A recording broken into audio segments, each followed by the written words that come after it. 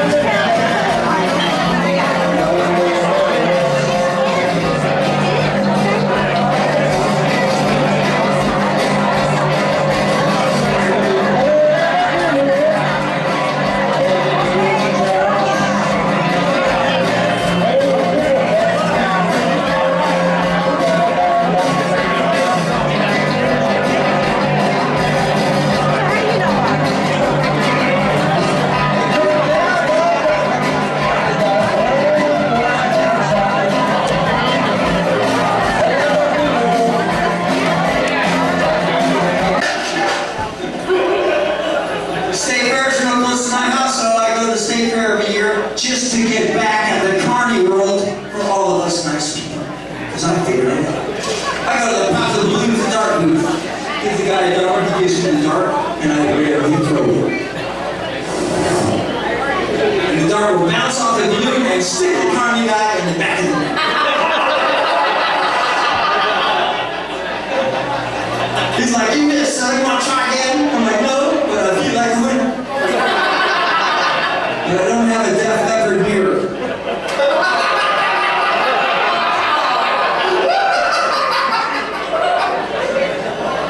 You see the TV commercials with the trucks?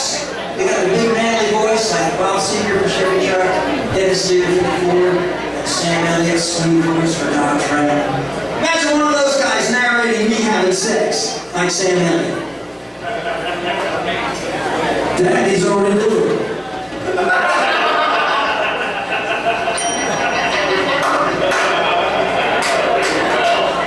You know your teeth are bad when a marshmallow knocks one out.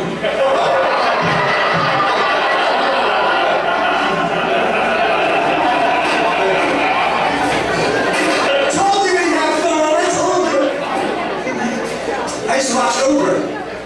Oprah one time had a no complaints bracelet. I had no complaints, so I'm like, hey, I want a no complaints bracelet, so I sent off for one, and guess what? Never came!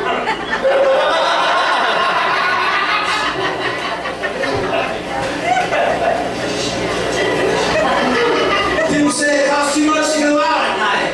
Well, I don't drink, so it doesn't cost me anything, just $1 for a water, right? Because if I stay home, guess what? I'm going to do $38 worth of bong hits. My new pop smoking friend is 70. His wife's 70. We're getting high together. He says, hey, Otto, you know what I want to call my wife's special area? I'm like, no, I don't tell you. He goes, the Gray Ghost.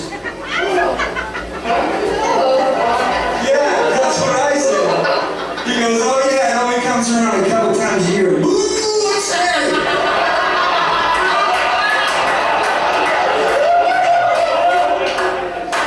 Alright, here's my motto. Otto's motto, most important part of my show besides me being in love with all of you.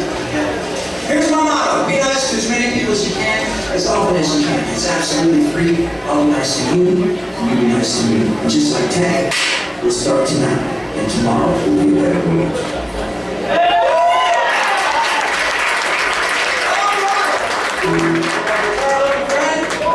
Here's my last song. It's a sing-along, so if you want to sing along, you can, alright? When I was a kid, if you went like this to a trucker, what would you do? That's the part you guys will sing along to, okay? This is called the trucker song, so you can honk your horn. It's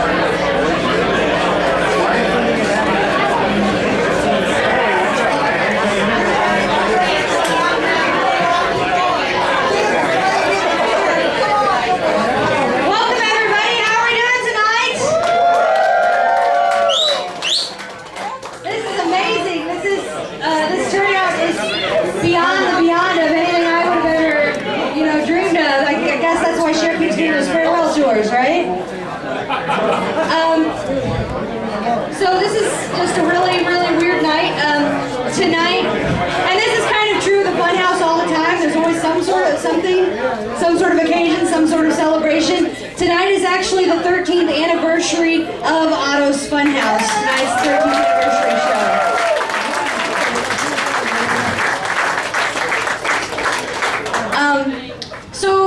By round of applause, how many of you guys are comedians? How many of you guys are poets? How many of you guys are musicians? How many of you guys are just plain old friends and family?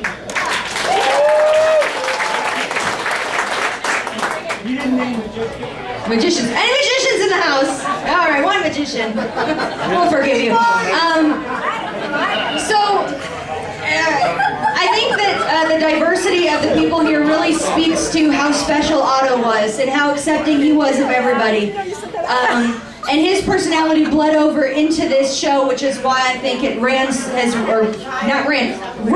so long, still running. His personality has really bled over into it. You know, he didn't care.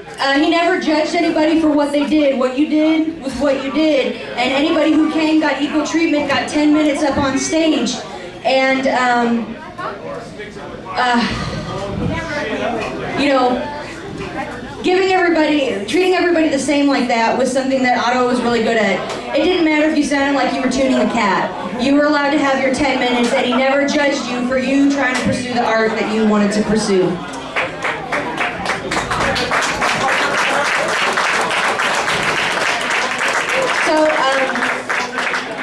Continuing the tradition, we've only recently started. This will be the 3rd year that we're doing it. Because Otto was so gracious, I said, hey, I've got this idea. Why don't we give out some Hoosier Comedy Awards? And he's like, cool, set it up. And so we've got to do fun things. We've had Otto impersonation contests and all kinds of cool stuff. But I'm going to make this really quick and present the awards, and then our award winners are going to do a 21 ding salute. So,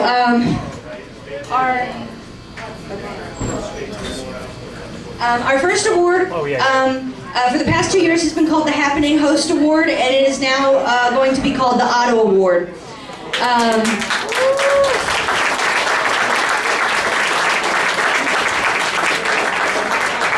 Because Otto really showed what it was to be accepting of other people and what it was to have a truly open stage that was welcoming and accepting to everybody. And so many new comedians wouldn't have gotten any stage time without him, and he made it possible for people to get started, and that is the most important place to be, because there's so many discouraging people out in the world, and having that positive light and having that encouragement is something that I know that all of you guys have felt. People I know who've only met Otto once and people who've known him for 10 years all felt it. So I want to present the first Otto Award to Rick Garrett.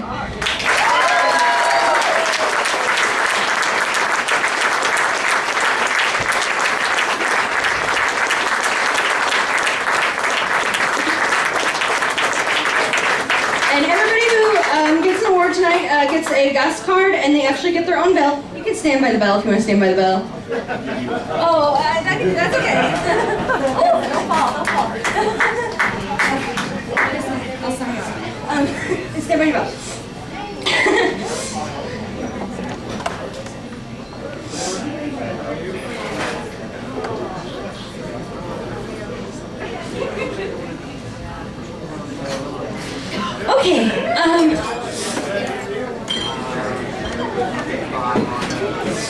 Okay, so our next award is called the Gratitude Award. It is an award for somebody who in the comedy community is just plain old encouraging, that likes to help newcomers, helps with advice, and is just an encouraging person. Our winner of the Gratitude Award this year is Jerry Goebel. Yeah!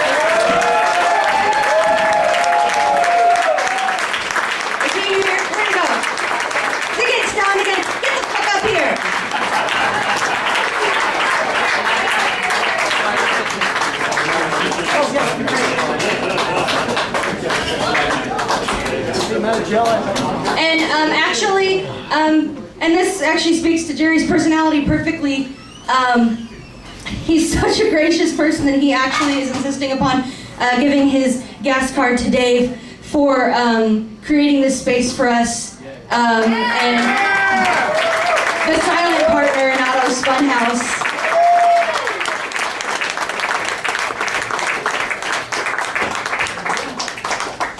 Our final award, which I'm very excited about, is our Seedling Award. The thing is, you know, it's so rough. It's so rough when you're getting started and you're just like, you know, you're in a new space or whatever, and you're just trying to figure out how do I fit in and get your voice and things like that. And it's nice to have people like Jerry to give you a tap on the back and say, hey, good going, keep going. We look forward to seeing what you're going to bring in the future. So our Seedling Award winner is Elise Whitaker. Yay.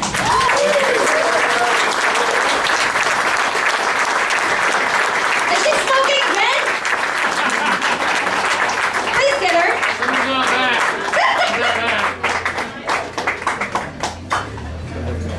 She's not back. She is. Here, you go then. We'll just hold up this whole show for Just Photoshop. smoking. Yeah. Come on, come on, come on! Woo, yeah!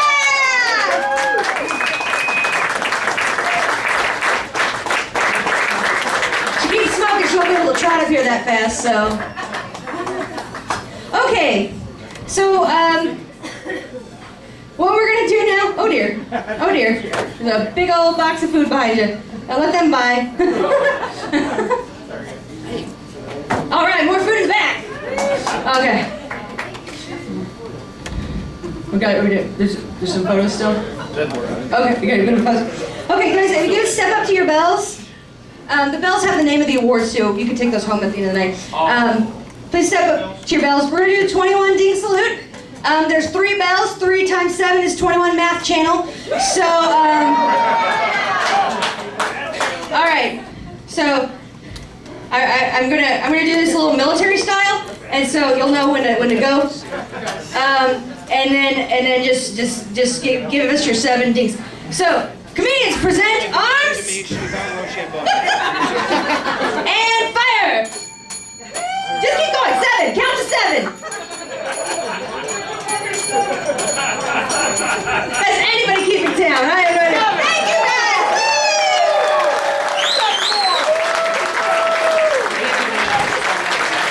Math is not their strength. All right. Dylan.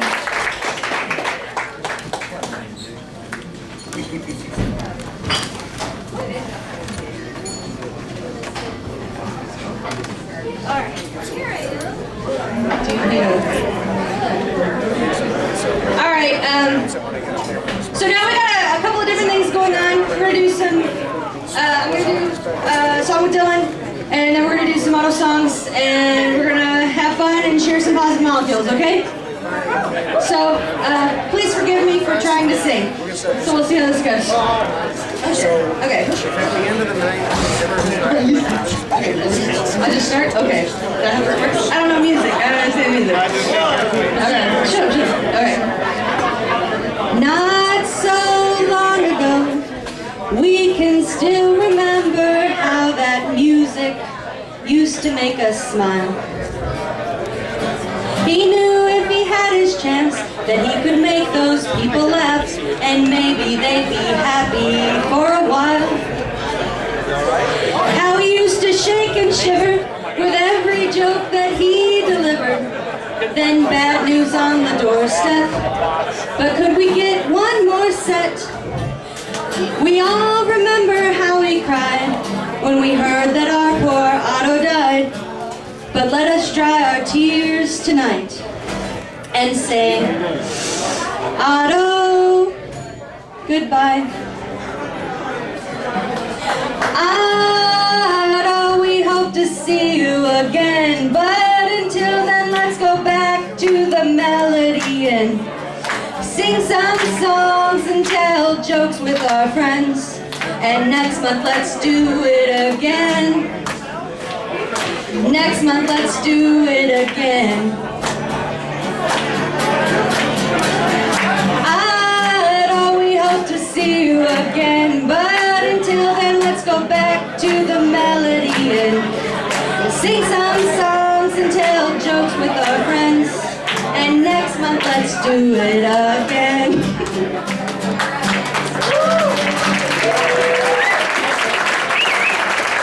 Good morning, everybody.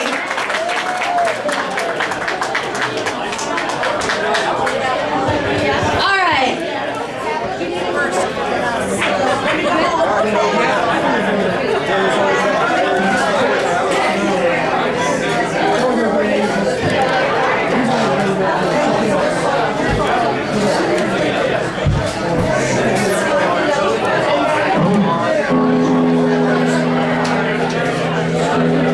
I'm gonna butcher one more song, and then I'll be off for the night, I promise.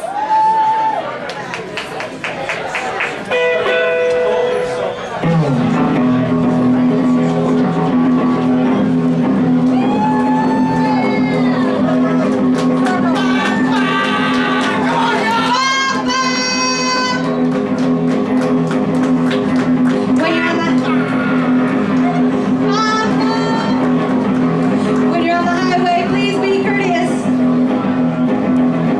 Please don't make the truckers nervous.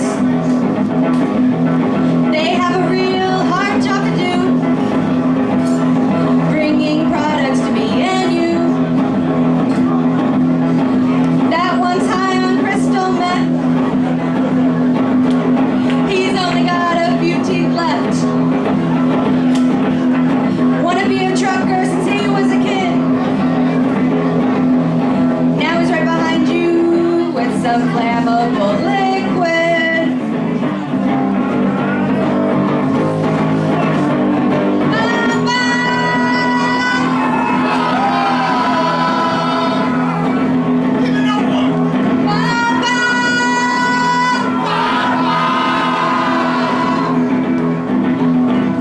He knows each run might be his last.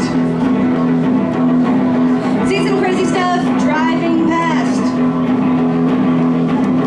Girl in a Honda driving with her knee. Singing songs and playing ukulele.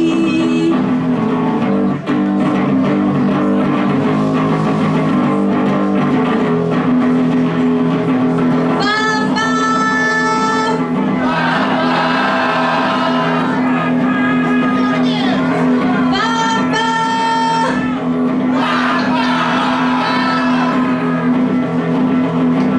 So when you're on the highway, please be courteous.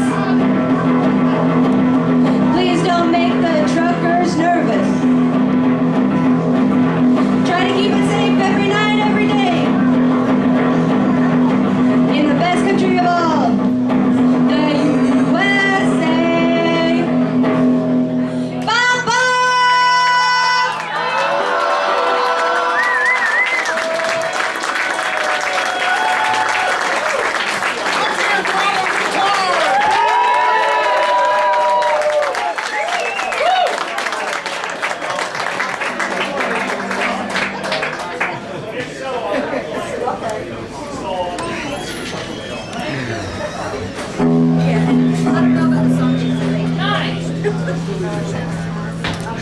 That was famous.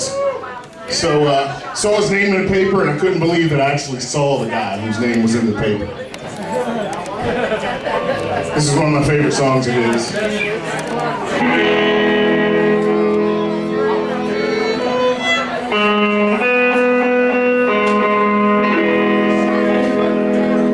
I sit here and I do nothing.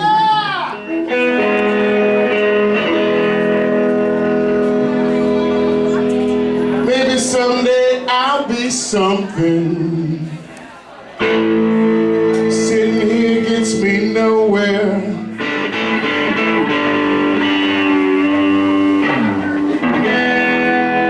But I don't care, 'cause I got some real good pot. I got some real good pot. I like to smoke a lot. Let's go!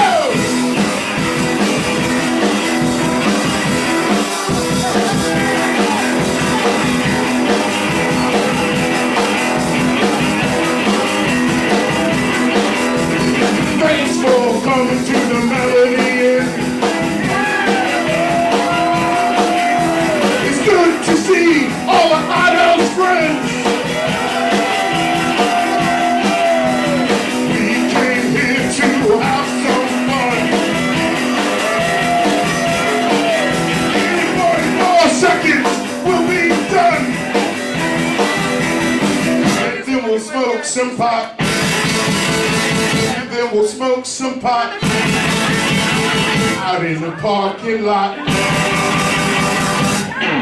Let's go!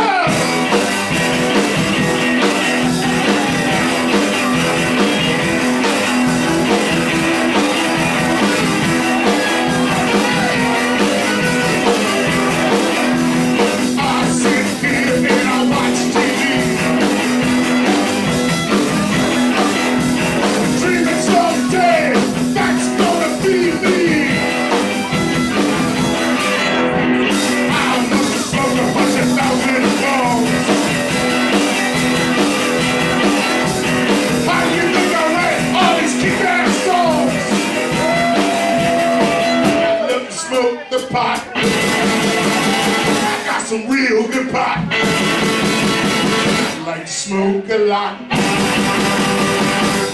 Let's go!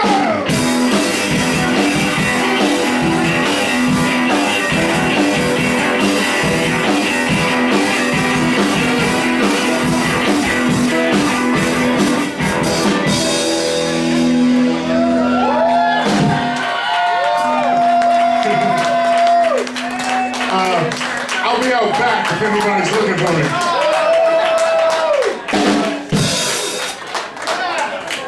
Sorry.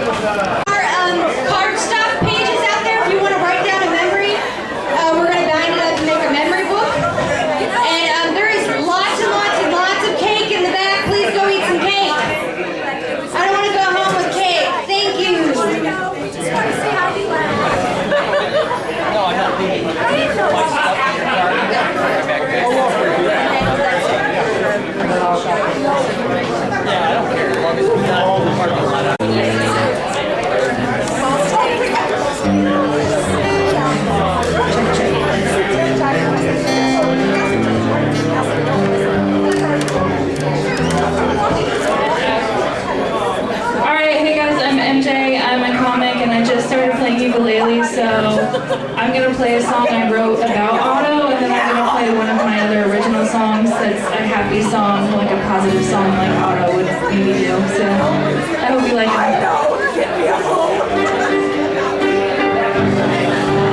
I knew him as Otto. He was really nice, though, especially to the jokers on me.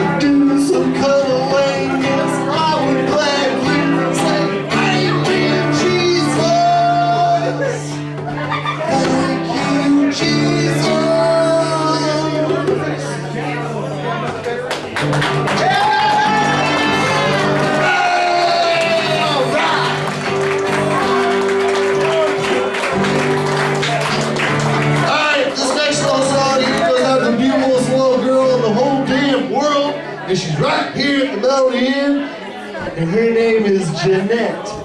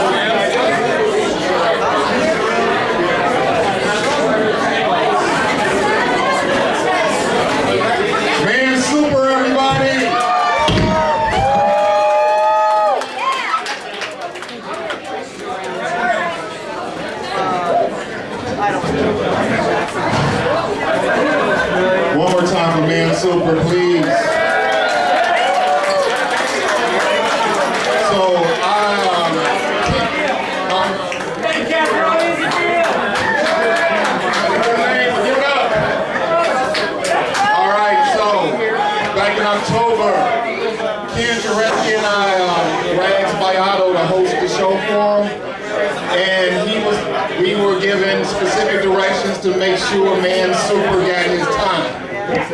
And the reason why is because I think Otto saw a lot in himself in Man Super. The first time I saw Otto, I drove up from Lexington, Kentucky to Crackers, and I didn't realize that was Otto's first year doing comedy. I did my set, went to the back, Otto was on stage for about 2 minutes, and some guy sitting next to me and said, "What the fuck is this?" And I looked at him and I said, "It's a fucking comic," and leaned into the set and enjoyed the rest of those last 3 minutes.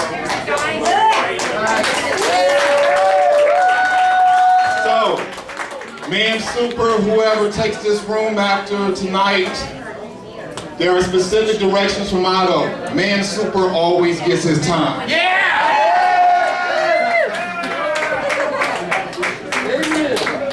Things seem small. Fucking right. All right. So, the first time I met Otto, so this is the way tonight's gonna go. For a little while at least. Dave has been generous enough to give us the room as long as we need it, which means probably till 3 o'clock when the police come knocking on the fucking door. So, we're telling Otto stories right now. If we can get through the Otto stories, and we have some time after 11 o'clock, come up, work your bits. So, I want to tell my Otto story. So, like I said, I didn't know the year I met Otto, that was his first year doing comedy. So early on, we hit all the open mics together. We drove to Dayton, Ohio, drove to Kentucky several times, just in the car smoking a ridiculous amount of weed. So one night, you don't believe me? So there was this one night, I came to town and he wanted me to go do this room with him. And he pulls out a jar of weed and says, "You gotta try this shit." And he said, it's called crack pot. He said, a friend of mine has done a study on it, and they have all the same symptoms, or all the same, you have all the same traits if you did coke. So, I'm like, I'm gonna wait till I get off the stage before I try this shit. So, on the way back, I'm smoking it, and I'm crashing at a friend's house, and I walk in the house, and I sit down on the couch, and I immediately go like this. And she comes down the stairs and said, "Fuck, you're asleep. I wanted to tell you something." I said, "No, I'm wide awake. I was smoking weed with Otto and lost control of the upper half of my body."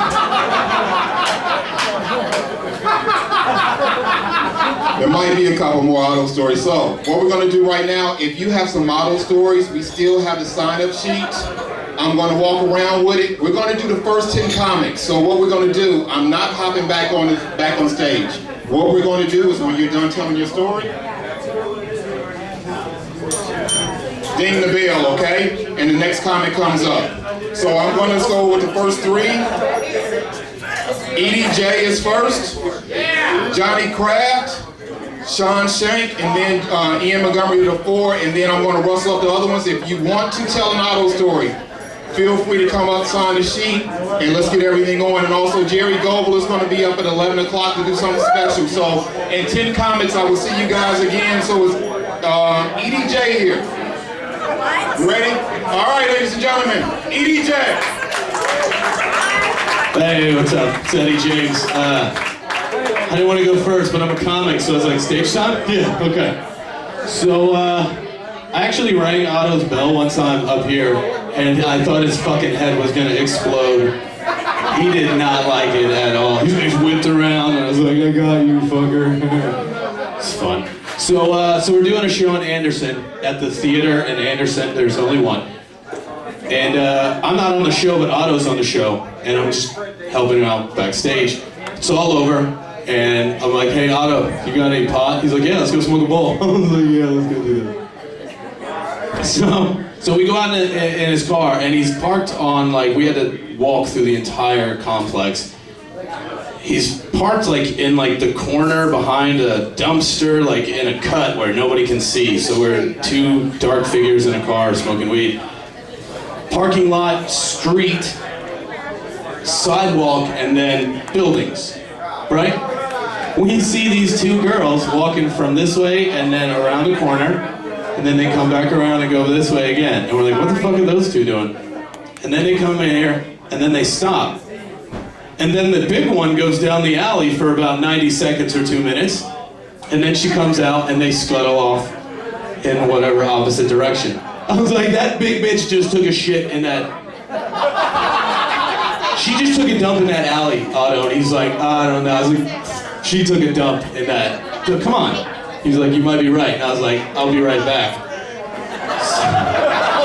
So I hike it over there, take a picture of the dookie, get back in his car, and I'm like, look at that shit right here. And we laughed and laughed and laughed. But then we were like, well, where did they go? There ain't shit else going on in this little block except that after party. Sure enough, the big one was in there with the little one. They were drinking and getting their dance on, because now she was relieved.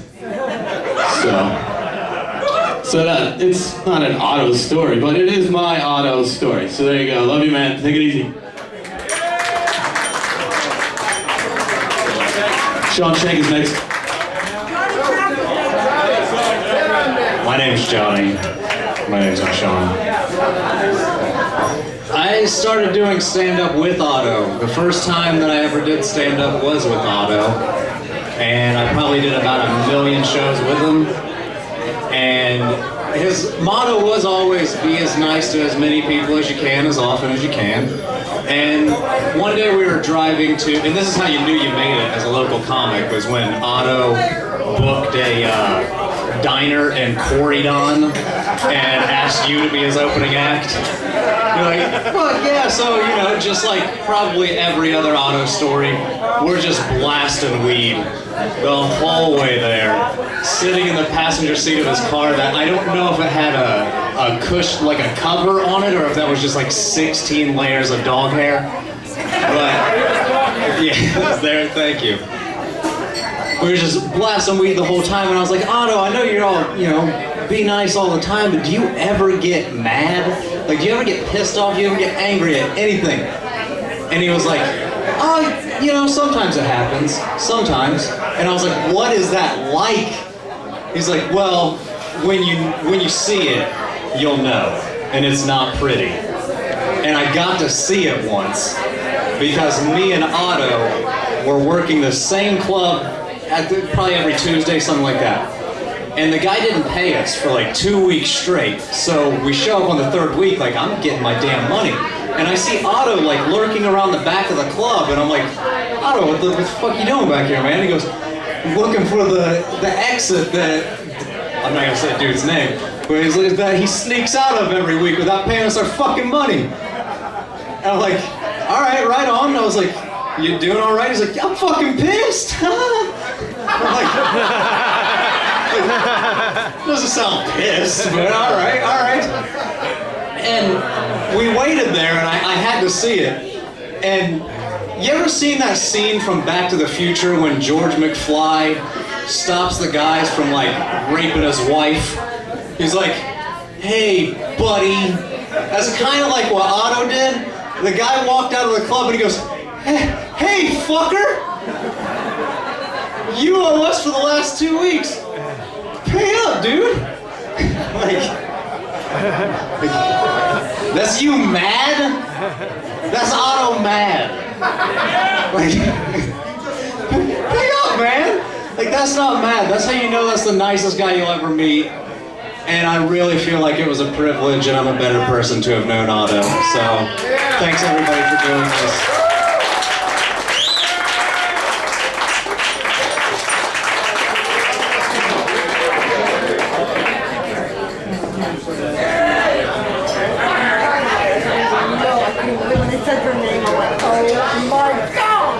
My name is Sean, and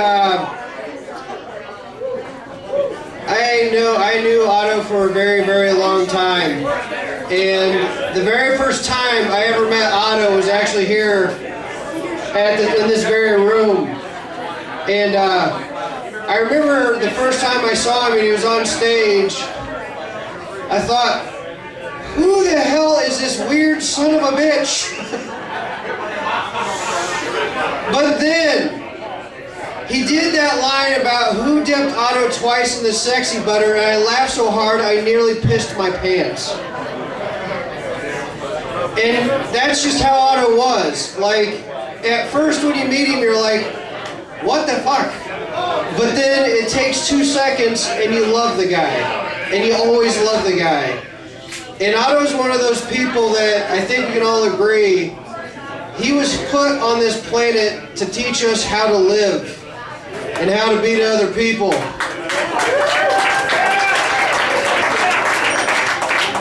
And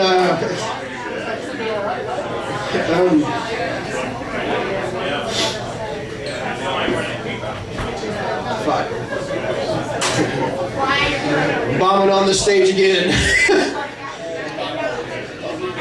I did a show on May 1st, and it was the best show of my life. And I just found out about Otto not too long before that. It literally was 20 years of doing stand-up comedy, the best comedy night of my life. Everything went perfectly. And it was just amazing. And I walked out of the theater with the other comic, and we had just happened, for some reason, we were just hanging out and talking to people, and I don't believe in coincidences, and we walked out of the theater. Now, I haven't heard church bells in probably 15 years, but when we walked out of the theater that night, we heard church bells ding at 11 o'clock 11 times. And I looked at my buddy Mike, and he looked at me, and I go, that was Otto, man. He's smiling down on me right now.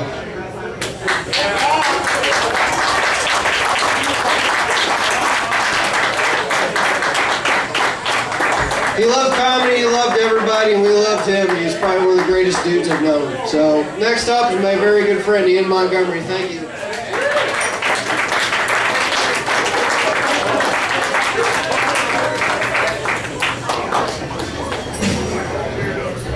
I moved up to Indianapolis, '03, and I had been an entertainer in the Midwest for a long time.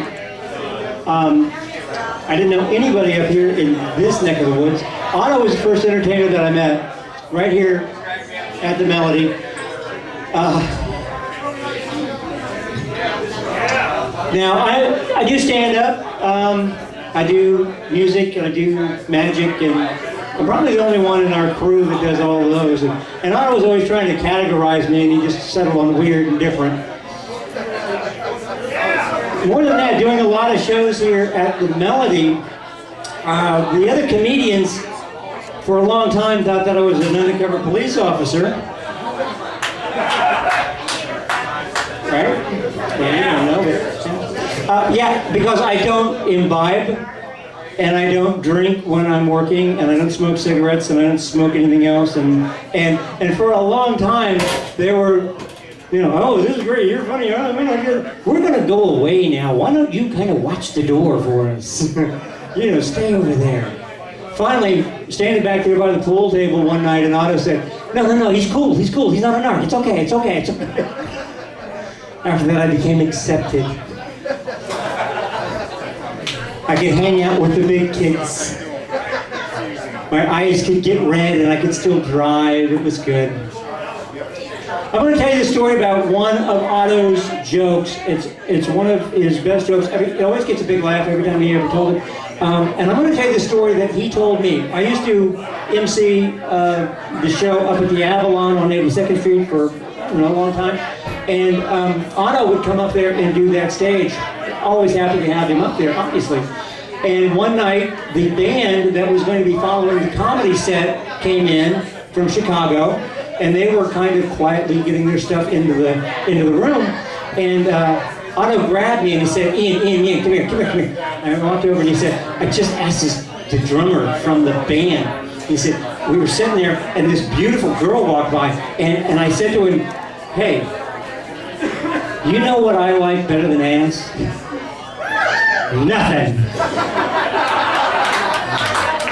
And according to Otto, that's the first time that's when he wrote the joke. And I was so honored that he would do it in that room. I think we were all pretty honored to get a chance to be a little bit in that man's light. And I think we all owe him to carry that light just a little bit further. Thank you.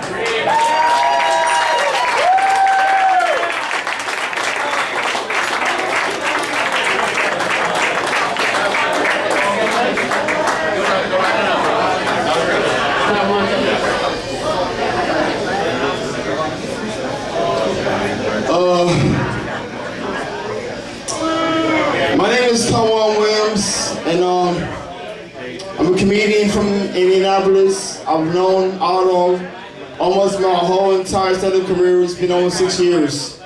I got work in the morning right And I remember there's a lot of stories to have with Otto, but I'm gonna tell this story because this story touched me more than any story I've ever been a part of. just 1 second. It was one summer night here. I've only been doing comedy for about a year and a half, 2 years at the most. His influence. And like most comics often do, I bombed miserably. I mean, I seriously bombed. I stuck the place up. And I was just so angry and mad and depressed and everything. You know, as most comics are, we are our own worst critic. So I was just beating myself up, literally. Just like, I was just angry. And Otto asked if I needed a ride home. And I said, sure. So Otto took me home. And we were driving, and everybody know Otto. We talked quite a bit on my way back to my house, which is on the southeast side. And we're coming up on Sherman and Raymond, and Otto pulls over for no reason. And Otto looked at me, and he said, "Why are you mad? Why are you so angry?" I was like, "Otto, man, you was there, you saw me, I fucking sucked. You know, I was horrible." And Otto looked at me and said, "Did you see one people smile and laugh?" I said, "Yeah." He said, "Did you see two?" I said, "Yeah." He said, "Did you see me?" I said, "Yeah." He said, "Fuck the rest of them."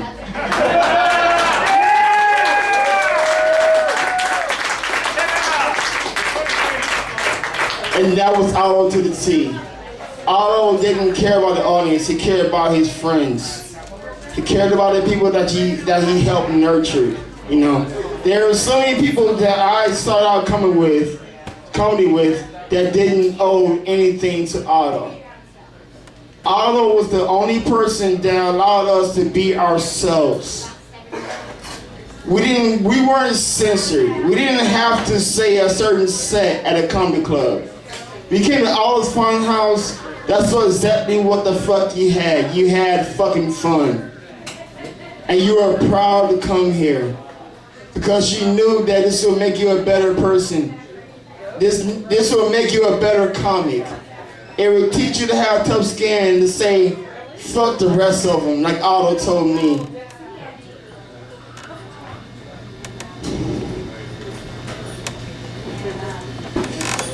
I'm sorry, hold on. We love you, brother.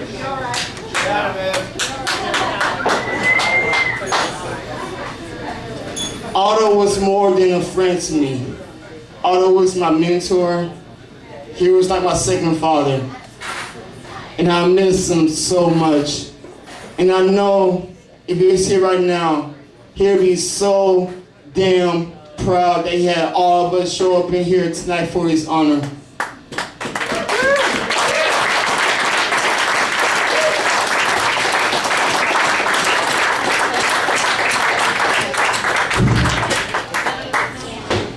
I can't say anymore.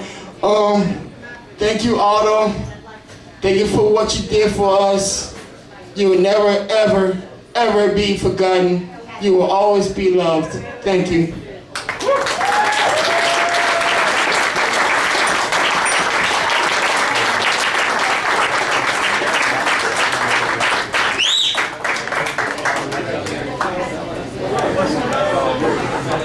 Hey guys, how's it going? It's got the vibe in here, doesn't it? No. Otto, this is a story that I just love because I got to do a really great gig with Otto and Sean, you were there, and we had Dwight Simmons and we had Jerry and everybody's Troy and Pulley, everybody's piled in to the Vault Lounge in Columbia City, Indiana. If you don't know what that is, you're better for it. And we do this show, and there's this old woman who we found out had literally been drinking all day, pre-gaming for the comedy show, when she could get drink discounts. And she only had a few teeth, so she had the snake tongue coming through the teeth. Oh yeah, bear with me. And she had, as Coley and I had coined it, she had crypt keeper-like hands. And she could shuffle and wobble at the same time because of the fake hip. And she's got a marble that just keeps falling out of her mouth, caked with lipstick. And she corners Otto and tells him the joke she'd been telling us all this. She's been going around to every comic. She skipped Dwight for some reason, because he then became the only black guy in the town. Yeah, it was. He actually opened up with, he goes, "Man, I've never opened for a crowd with so many people who wanted to lynch me before." Not making that up. But then she corners Otto and says, "What's the difference between a Pollock and a German?" And all of us are like, "What?" She goes, "Yeah," and just keeps Otto in the corner mumbling away. And she finally slithers away. And I go up to Otto and I go, "Man, what did she say?" And he goes, "I have no fucking clue." Oh, absolutely. How could I not? But then I said, "How did you get through that?" And he goes, "Man, all you gotta remember is you can just drop to your knee, grab the other side of that leg and punch him in that fake hip. They'll go right over."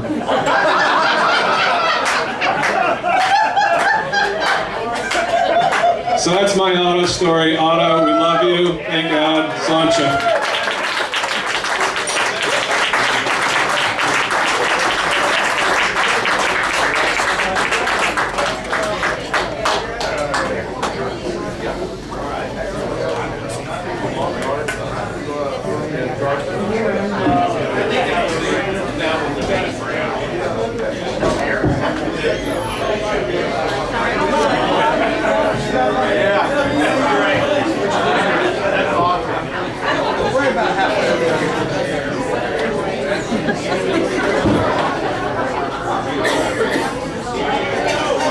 We good?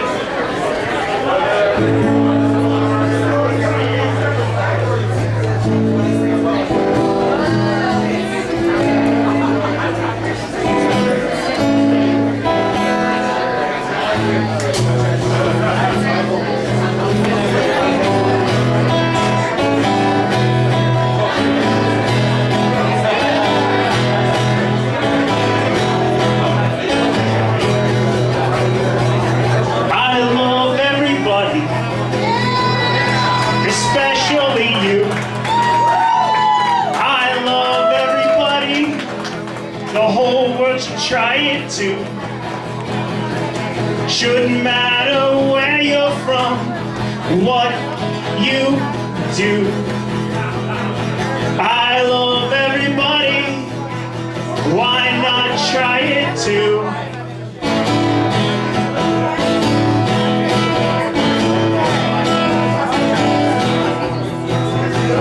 I love everybody. You should give it try. Gonna love everybody till the day I die. We're all in this game alive together. I wish good luck to you.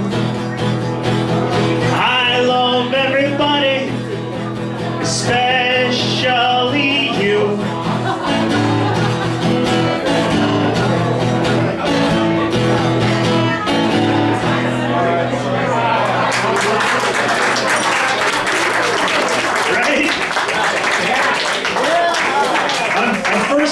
Otto when he was at the house, Cafe Plus Music, over at Glendale Mall. I don't know if anybody here knows that, but he used to play that open mic night. And that was like, you know, it was this kind of coffee house. It was kind of like a place that teens could hang out. It had kind of a venue in the back, and they had an open mic. And at that time, this was like 2001, he was like trying every open mic he could find in Indy, like every day of the week. He was trying to go to every single one he could go to. And at that time, he actually gave me a copy of the Smile song and wanted me to play it on guitar and see if he could sing with me, because at the time he didn't feel, I mean, because obviously he was a guitarist with the Slammies and everybody, but he couldn't play and sing at the same time, or he didn't feel like he could. And so he wanted me to play while he sang. And so he'd have a guitar with him in his act, but he'd always just, you know, do the harmonics, you know, that kind of thing, and not really like play while he said, you know, kind of in between his jokes. And so anyway, so that's when I first met Otto, and he was kind of new and I was kind of new, and so his joke about I used to shake a lot, I remember that. I mean, I remember him shaking a lot. He used to have a clipboard, and he was kind of new to comedy, and he didn't quite know what he was doing. And I used to shake a lot too. Like I would get up there with the guitar and I'd be shaking a lot. And he gave me a lot of tips about, you know, you just got to get out there and do it. You know, you just got to, the more reps you have, the more times in front of the microphone you have, the better off you are, you know, that kind of thing. He was counting up the number of shows he'd done, all that kind of thing. You know, that was what Otto was doing. And then he told me about the Melody Inn. So this is the first time I heard about the Melody Inn was from Otto. And he told me about the open mics over here. And he told me about one time when he went to an audition. He went to some big Hollywood thing. You know, he was always trying to make it big, and, you know, on the Oprah show or something. And he went to some big comedy audition, and he told me about it afterwards, that he went up there and all the other comics were freaking out because the place was empty. They were playing to this empty room, and they were used to playing to these comedy clubs where there's packed, you know, and there's all kinds of people. But he was used to playing the Melody Inn night with a couple of grumpy punk rockers at the bar who didn't give a shit what the fuck he said. And that was exactly like the guys in the back auditioning him for this audition. And he was like, this is like the Melody Inn, no problem. So he got up there and he did his set, and he's like, yeah, no problem, I got a couple of grumpy guys at the bar who don't give a shit about what I do. No applause whatsoever. I'm used to that. And there was one night, the other story I want to tell about Otto is there was one night, he was in here, I don't know when he started running the open mic here, 13 years. Okay, well, in which case, I mean, I think I knew him a little bit before he started running it. He used to come here all the time, but somebody else was running it, and then he took over when that person decided to stop doing it or whatever it was. And I'm sorry, I can't remember the circumstances. But at a certain point, so he was running it, I'm pretty sure he was running it at the time. And it was, you know, late night, the Melody, and everybody had gone already. I'd gone, everybody had gone, I was still hanging around. And two guys come in off the street and drunk off their asses, I mean, you know, both of them. One guy had a bass, and the other guy had nothing. And he was just singing. And they did this version of Mustang Sally. And it was horrible. You know? Surprise. It was horrible. And, you know, the guy was, you know, drunk or whatever. But we were all singing back to him. You know, and it was like, ride, Sally, ride, you know. So we were all doing the ride, Sally, ride back to him. And the bass player wasn't bad, actually. He was halfway sober. I mean, or whatever. He was not totally drunk.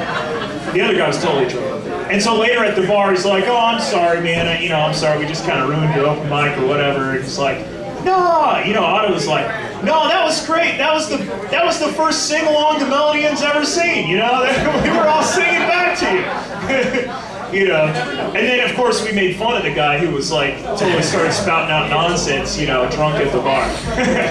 But that's another great memory of Otto. Just both his positive attitude even in the midst of that, and his making fun of the other guy. He was totally making an ass of himself.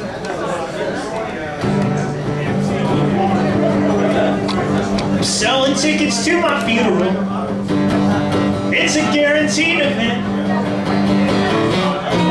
I just hope I never die. They'll wonder where their money went. It'll be fun at my funeral. Elfin ears and charts. They'll play the Smile song. Everyone will sing along.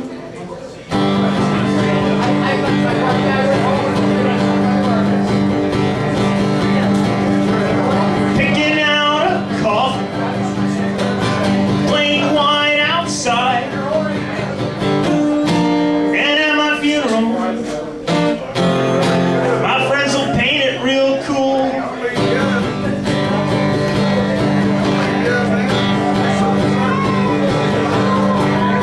So get your ticket to my funeral. It's a guaranteed event. And when I'm 6 feet down, there'll be just one last sound.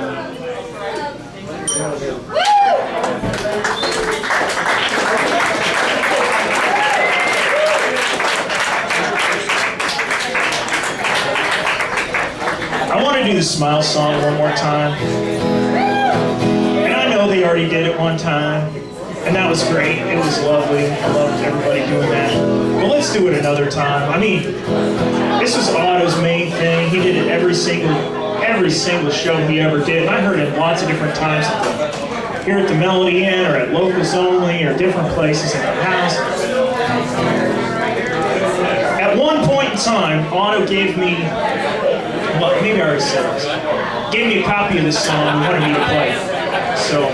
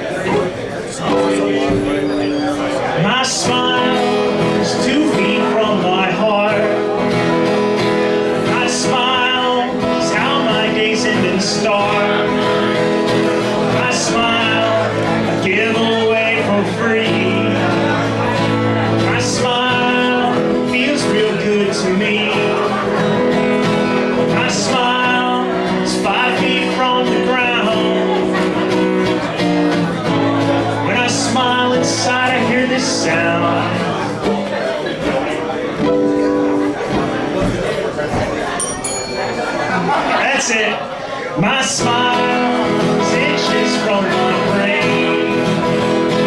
When I smile, can't tell, used to be insane.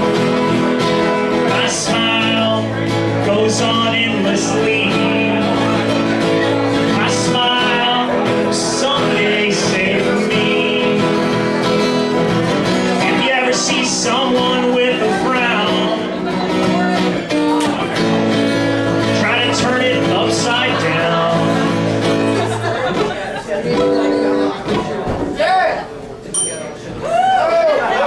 Everybody!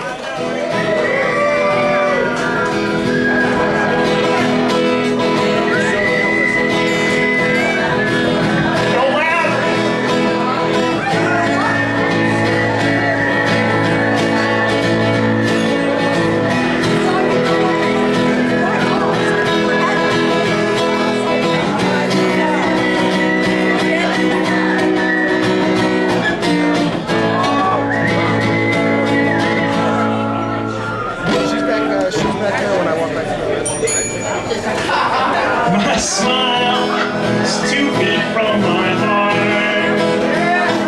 Your smile's 2 feet from your heart.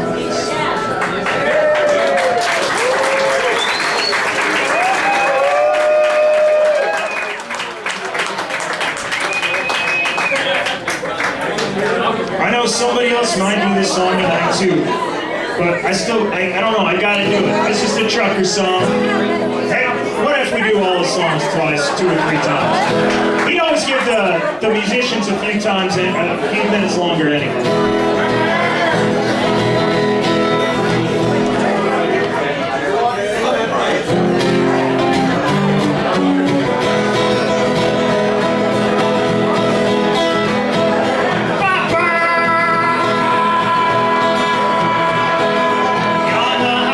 Please be courteous. Don't you make the truckers nervous. They got a real hard job to do.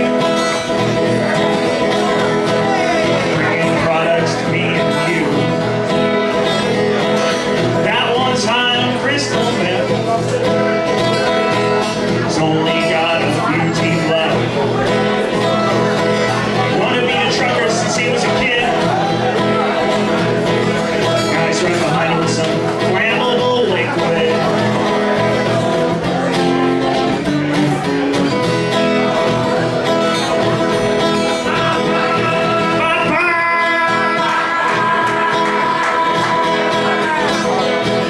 He knows this run might be his last. Sees his crazy kid driving fast. Little Honda driving with her knee. Singing songs and playing ukulele.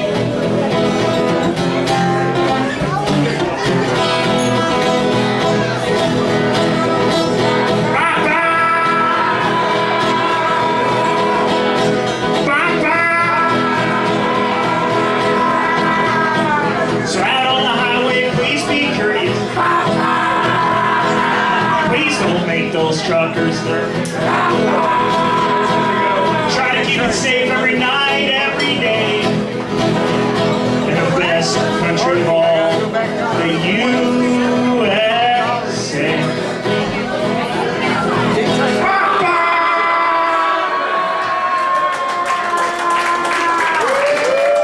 I remember one time we ruined Otto's set with the bonfires. Had Johnny Payne's open mic. We ruined his. He tried to play his Smile song after that, and he stopped playing his Smile song as the last song because we kept ruining it with the so yeah, so it degenerated into just and I think Man Super was part of that, and I think Brad Odom was part of that, and Johnny Payne was part of that, and I was part of that. Anyway, so we love Otto, and he's still in our hearts, and his smile is still too good for him. Many thanks. I'm done. I can unplug when you're ready to.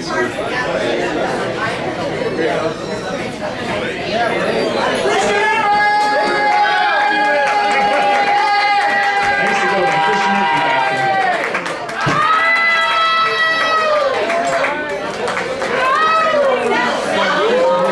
Many thanks.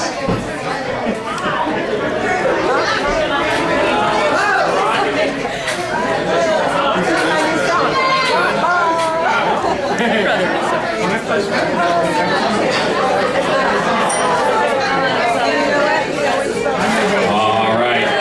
Well, a couple of memories about Otto. I'm Rick Garrett. Otto and I worked a lot together. Otto was the first entertainer, like some other people have been up tonight. He was the first entertainer I met when I moved to Indianapolis back quite a few years ago. Didn't really know anybody here, and by an odd set of circumstances, I got asked to play a benefit for a recovery house for people that are recovering from addictions. Who now is my wife, she was my girlfriend then, went and played this benefit.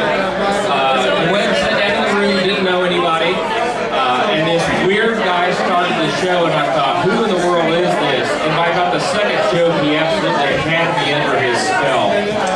So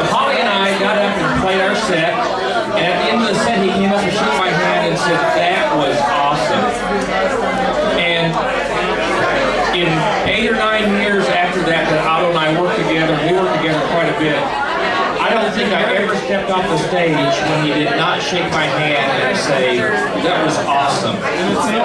And that was Otto, because Otto always kept the enthusiasm of a child. The world was a great big adventure to Otto, and everything was awesome.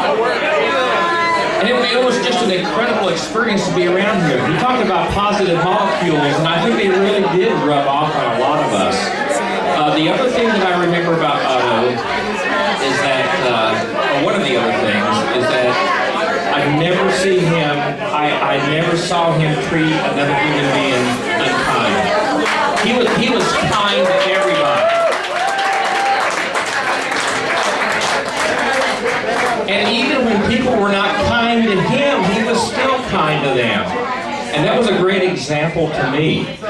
He was my friend in music, he was my friend in comedy, and he was my friend in recovery, and I miss him a lot.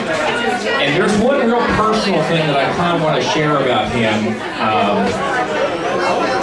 Those of us that travel with a significant other, whether it's a spouse or a girlfriend or a boyfriend or a family member, those significant others kind of get lost in the background because we're up on stage and everybody knows us and everybody sees us, and after the show everybody wants to come up and shake our hand and talk to us.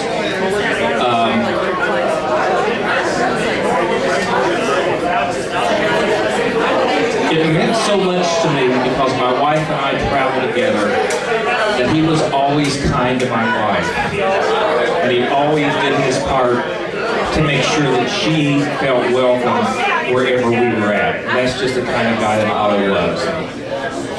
So, I've been posting a lot on Facebook about being kind to other people.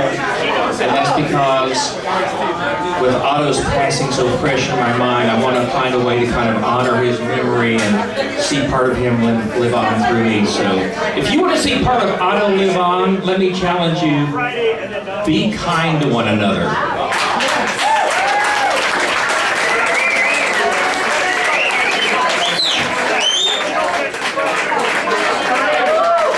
And they didn't give me a list, I have no idea who's next. Anybody know who's next? All right. So I'll ring the bell.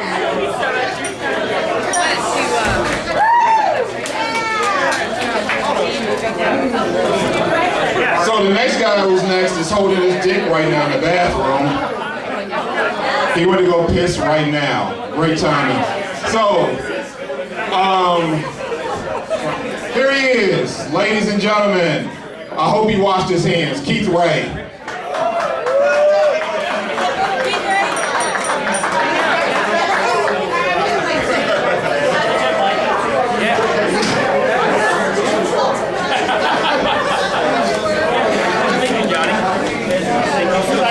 Good call, because I didn't. Hey, shut up for a second. I want to talk to you. I know. I don't know what you guys were thinking when you first heard about Otto, but I know what I was thinking. Why not Jerry Goebel? And who the fuck is Ricky? But no, Otto means a lot to me, because the first time I came and did stand-up comedy ever in my life, it was in this room. This very, very clandestine room that is fitting as a funeral parlor most Monday nights. This week it's kind of a hopping party. I like it. As a punk rock bar, I always thought the one thing that the Melody Inn was missing at Otto's Funhouse was punkers. But the very first time I ever did stand-up, I came here and I sat in that booth alone, and I was nervous, and Otto walked over to me and he asked me, "Are you here to do time tonight?" And I said to him, "Yeah, I think I'm gonna try it. It's my first time ever." And he goes, "Well, we only have 2 rules. That's no male nudity and no fire." Notice the tits are perfectly okay.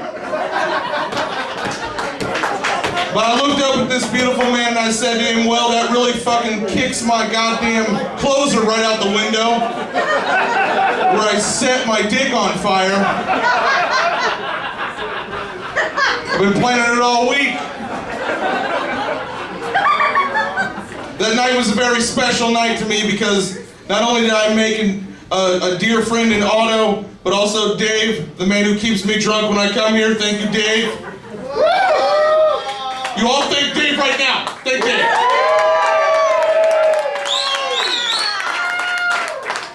But also my dear close friends, my very first friends in comedy, Jordan Dibus and Max Haddad. Now you might not know Max Haddad. He isn't here tonight because he's taking over for Letterman in the fall. And he's trying to get ready for that gig out there in New York City. But back then, he was just a young, fresh-cut friend of the worst comic in the entire city of Indianapolis, Jordan. And I met them out front and we smoked cigarettes and I said, man, did you guys like my act? And they were like, you had some good stuff, kid. And I was like, man, it's so cool to just be hanging out with real comics.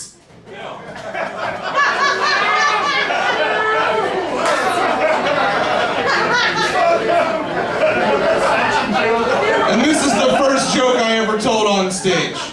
First joke I ever wrote. I remember that there were a lot more vomit noises between where I thought you were gonna laugh than there currently are in this joke, but this is my first joke and I'll do it one time. And this is the last time this joke will ever be fucking heard. But I feel like it's fitting at a wake. This is the joke about why I'm mad at God. And it's not about AIDS, cancer, diarrhea, something I'm very fucking familiar with. I've had diarrhea for 4 years and I still wonder why no woman loves me. The last 2 out of 3 that fucked me for free asked me to go wipe up in the middle. Why am I fucking alone? But I'm angry with the Lord for one reason and one reason only, and that reason is cleft palates. That shit's fucking un-American, okay? It's 2 strikes right off the bat. That is a physical deformity and a speech impediment. That's the reason why you play Johnny Cash instead of Elvis. I think I fucked that joke up.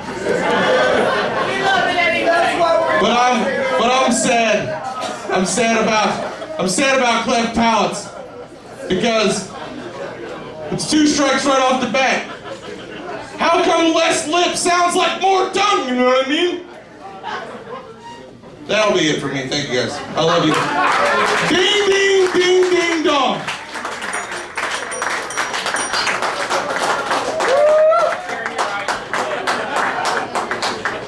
My name's Ken Turetsky. Listen, well, you just saw Keith Ray did here now. He does every day at noon on the top step of the Soldiers and Sailors Monument downtown. I was watching him. A homeless guy turned to me and said, I admire his passion. Now, I did not know Otto very long. I mean, I feel deprived. It was 1 year ago this month.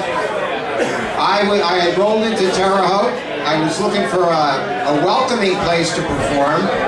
Somebody told me about Otto. I emailed him. He emailed right back, said, damn, Judy, get on over here. This show's about to start.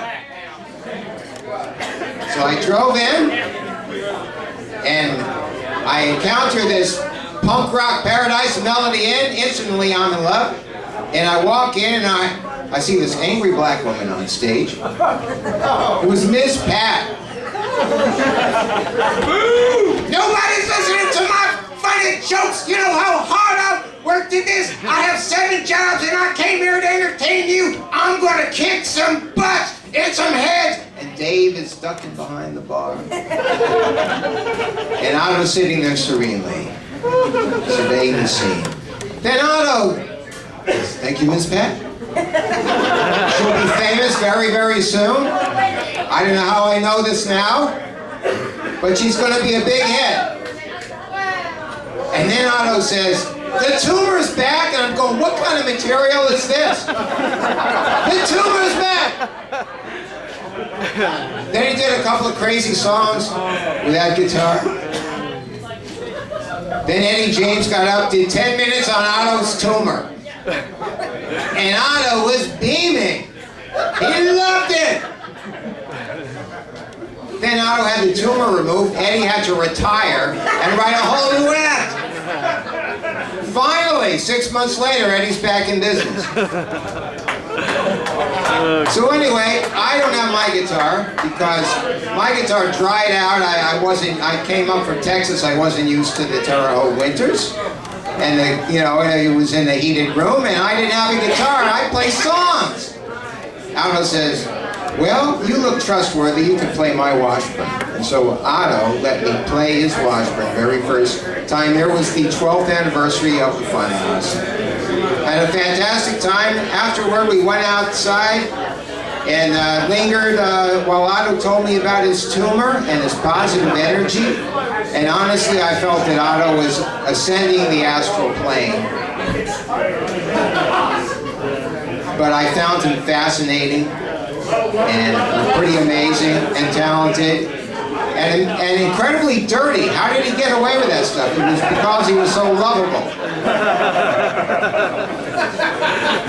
But Otto would listen to you, as many others have said before. Otto zeroed in on you and wanted to know your life story. But Otto had empathy, and that's what made him a good person, a good comedian. But what I want to say is it made him a better person. So farewell, Otto. And now, as Otto might say to Mr. Fong, you have been a rubbery audience. Thank you.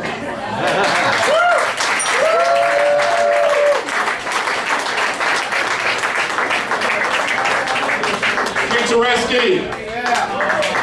Let's give it up for EJ, Johnny Kraft, Sean Shank, Ian Montgomery, Taiwan, Rhett, Stephen, Rick, Link Wray, and once again, Picturesque. All right, so there's been a lot of talking in this room, and I don't have a fucking problem with it because when I lived here 10 years ago, a lot of comics would come to me and I would tell them, you need to do the Melody Inn. You need to do Otto's room. Because if you're a comic, it doesn't matter what the hell's going on, you can do your thing. This room will make you a better comedian and it'll turn you into a comic. So, when I refer to Otto as a comic. I don't refer to him as comedian. So if you want to figure out how I respect somebody, it comes down to whether or not I call them a comic or a comedian. I call Otto a comic. It's gender neutral. It doesn't matter who you are, you're a fucking comic to me. So, and it's good to see some people. There's some people here tonight I only know because of Otto. And it's good to see you guys again. So right now, we're gonna move on to the next set of comics. Right now is a guy coming to the stage who I've been arguing with for 4 months on Facebook, but he has always been a great guy to me, and I respect his opinion every time he says something. Ladies and gentlemen, Tom Breedlove.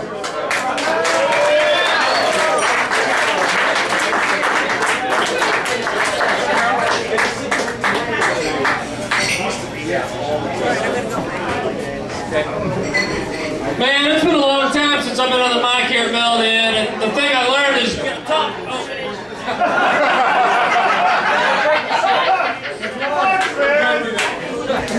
You gotta talk real loud to get everybody's attention up in this place, because people are kind of unruly, and people used to think I was a mean comedian, Man, it's been 6 years. In fact, I saw a lot of people here tonight. They're like, "Hey, Tom, I'm sorry, I don't know who the hell you are, okay? I just don't remember who you are." Been busy the last couple years. But Otto, he was a great guy. Everybody said so, everybody knows it. I used to refer to Otto as the hardest working comedian in Indianapolis because there's not a place you could go when I was starting doing comedy where Otto wasn't there. He was everywhere. I was like, man, this guy is, man. This guy's like, follow me. He's like my shadow. Every show, every place, every club. Oh. And Otto, he was a great comedian. He had a great act, but you know what he could do too? Better than almost anybody I ever saw? He could bomb him like nobody else. He could screw up a show unlike anybody else. I once saw him at Crackers hold the microphone over the audience because somebody was talking. They just kept talking too much. So he just went bam, bam, and papped the guy in the head a little bit, letting him know who was in charge. That was the kind of guy that Otto was. And he lived down the street from me. He lived on 54th Street for many years. And I always knew whether he's home or not because that red station wagon was in the driveway. Great guy. Gonna miss him. I don't know what else to say. I didn't really write any jokes. I appreciate what everybody's had to say. I'm not gonna get too sentimental here. I'm gonna keep it going. Otto, I'm gonna miss you for your uniqueness and just for being you, just for being out there and just doing your thing and not listening to what anybody else says and just being you. That's what I like about people. I love when people do that. Rest in peace, Godspeed.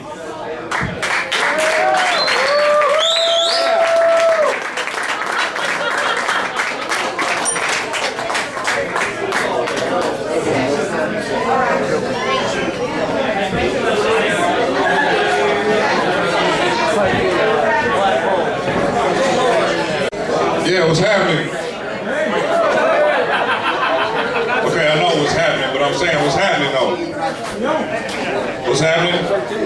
All right, I'm gonna do my impression of me trying to be funny. So yeah, and then she was like, "Get out." No, but seriously, Otto's the man.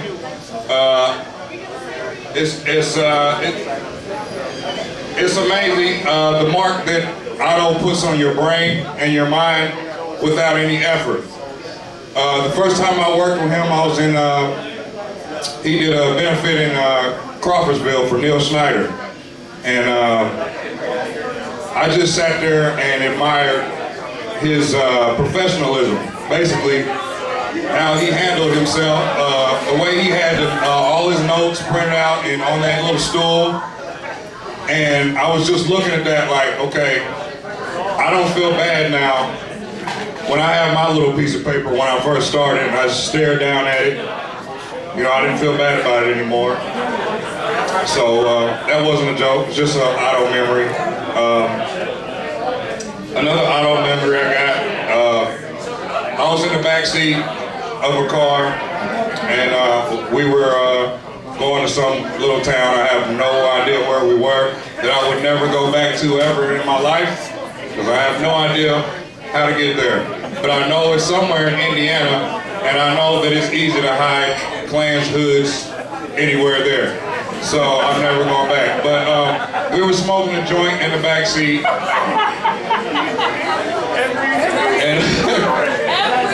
Come on, man, it's Otto. It's all about good love, good feeling, good music, you know. And right. Well, you know, that's all I got. That's all I got. But no, you can heckle all you want, because nobody's listening except maybe this lady right here. But I can give you some jokes, just 2 or 3. First of all, I thought about, you know, that business that is rejecting people for their sexual orientation, and I thought about how that would be a problem for me, because I like smoothies, and if they're too thick, I'm going to be standing there like, and I'll probably get put out of your business because you're automatically that's supposed to be gay. So, yeah, that was terrible, I know. I got more. I mean, for real, it's a lot of this crap. Let me think. I like the NBA, I've been watching the playoffs. The problem is, it's not enough real beef, you know? like in the 80s and the 90s, you know, that's when I became a fan. There was real beef going on. You know, these people they would get on the court and immediately start fighting. You know, you knew it was real, so every play was important. I watch it now, and it seems like it's a fashion show. You know, my little niece is 5 years old, okay? Her older sister is 10. Both of them dress exactly like these athletes and the rappers. So I decided, as a comic, I'm gonna dress exactly like a man. So here you go. Okay, that was pretty bad too. All right, I remember the first time I came here and I did a show. I was the very last comic after Man Super. Oh, yeah. Okay, there was 2 people left. And he had his songs about these different women that he was going to do disgusting things to. I personally enjoyed it, but I knew that there was nobody left after that. So I got up on stage and I started ripping on Man Super. Otto gave me this face just to completely destroy my set from the inside of me out. Like, I was just looking at him like, oh wow, why did I do that? So that's a bad memory for me, but it taught me a lesson. Basically, I gotta learn how to play guitar. But other than that, I'm not gonna torture y'all any further. Love and peace and health. Learn one thing from Otto. We gotta eat healthy. We gotta stop ignoring that fact. That's the truth.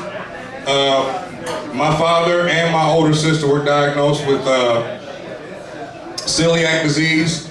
So I already have the symptoms, so I know that I have it too. So that's automatically a reason for me to start eating healthy and living healthy. So that's one thing I did learn from him, that always clean your body with good stuff. What you put in is gonna, you know, you're gonna turn into whatever that is. So obviously I'm gonna turn into a fat ass Philly Blunt. I'm Anthony Turner. Thank y'all.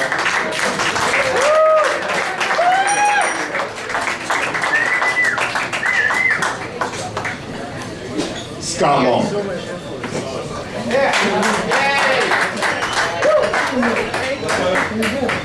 So the first time I ever saw Otto was probably 1999. I know a lot of you guys know him from recently. And I saw him at some open mic in some place that was probably kind of like this, and everyone was kind of the same. And then this just bolt of electricity hits the stage, and I was just knocked out by it. And it was so, like, you see some of that now, comedians that are just strange, and you didn't see much of that. Like, there's a lot of dudes that walked around, you know, Fountain Square now that look like Otto, but no one looked like fucking Otto 16 years ago. He was ahead of the curve. And I remember talking to him, because I always try to find something positive about somebody the first time I see him. And if I never did that with you, probably you know that I don't think you should have done comedy anymore. I'm sorry, that's how I feel. I didn't want to encourage you. But if I saw any glimmer of anything, man, I want you to grab onto that. And I told Otto, I'm like, dude, the audience wasn't maybe buying into what you were doing, but I was knocked out by you, and maybe you should move to New York. But that would have been Indianapolis's loss. Because there's plenty, but there's a few people like Otto in New York. But there was nobody in Indianapolis like Otto, and there still hasn't been anybody like Otto, and my guess is there never will be, unless there's somebody that does like their Otto too, and they start doing a tribute act to Otto, which somebody should maybe consider. And this reminds me. Do it! Well, I can't. I don't have that kind of positive molecules. I was so negative at that point, especially. I mean, just hatred streamed through me, but I never could be angry at him, man. He was just an awesome dude. So the last time, it's been a long time since I've seen Otto. The last time I saw him, I was having a problem with the manager at Crackers, and I'm not using names. And I moved over to the Adams Mark Hotel started having a headlining, they had a comedy show there. And the MC was Otto. This was probably 7 or 8 years ago. And I'm like, sweet, man. I never understood why this guy was not the world's MC. Right. He's like the best MC I've ever seen. He was the best MC. Yeah, because his energy just... Yeah. I mean, you would not even have to speak English. You'd be like, okay, this fucking dude, I want to watch it. My friend Hank McGill was the feature act. And if you don't know who Hank McGill was, Hank McGill won a comedy competition that put him on the Tonight Show. And Hank was maybe the second most positive molecules dude I ever met. Okay? And they're both dead. I'm the only one that survived that show, and now I feel like, oh my fucking Lord. I better at least show up to this so Otto, just like when he's talking to God, because I'm not sure Hank's there, but maybe Otto might be there. And I haven't seen you in a while, Otto, and you might be like, hey, fuck you, man. You didn't come to the Melody Inn and do my show.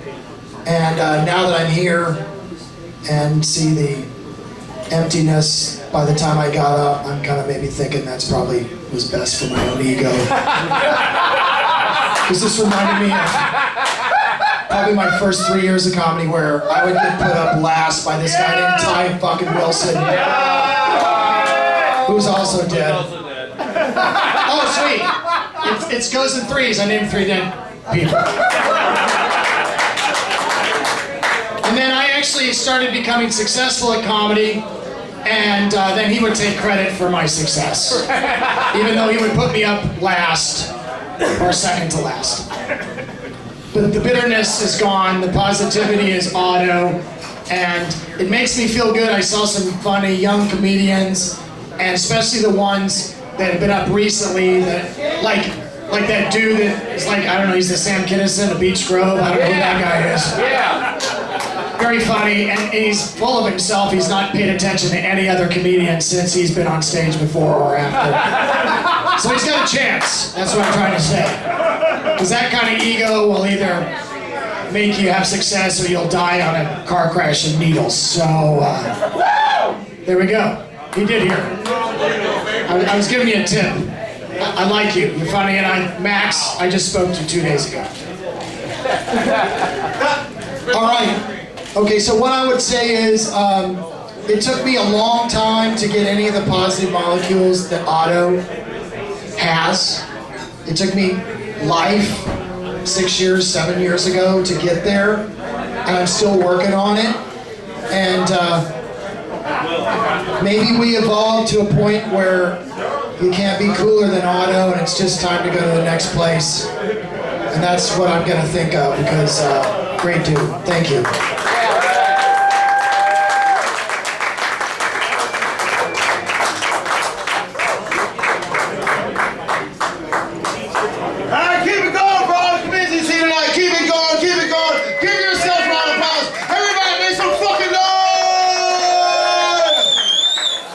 Good night.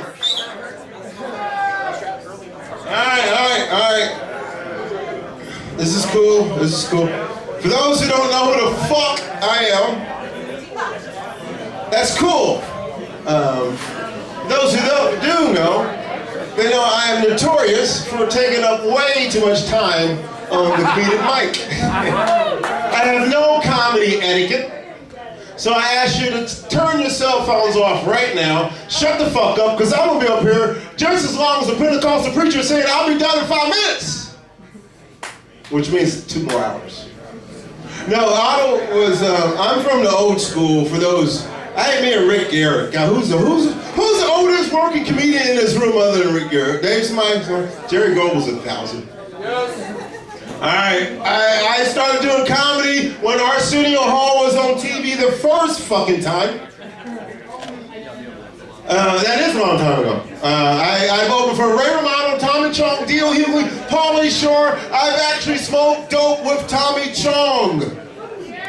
That motherfucker's weird.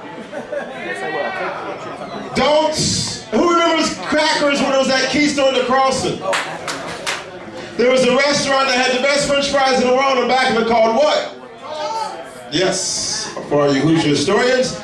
So Crackers would give you a room. This was before Ruth Ann became a bitch. Are there Crackers comments here? Should I not say that? People actually work, and the comedians actually work at Crackers that live here? No, so fuck them. But anyway.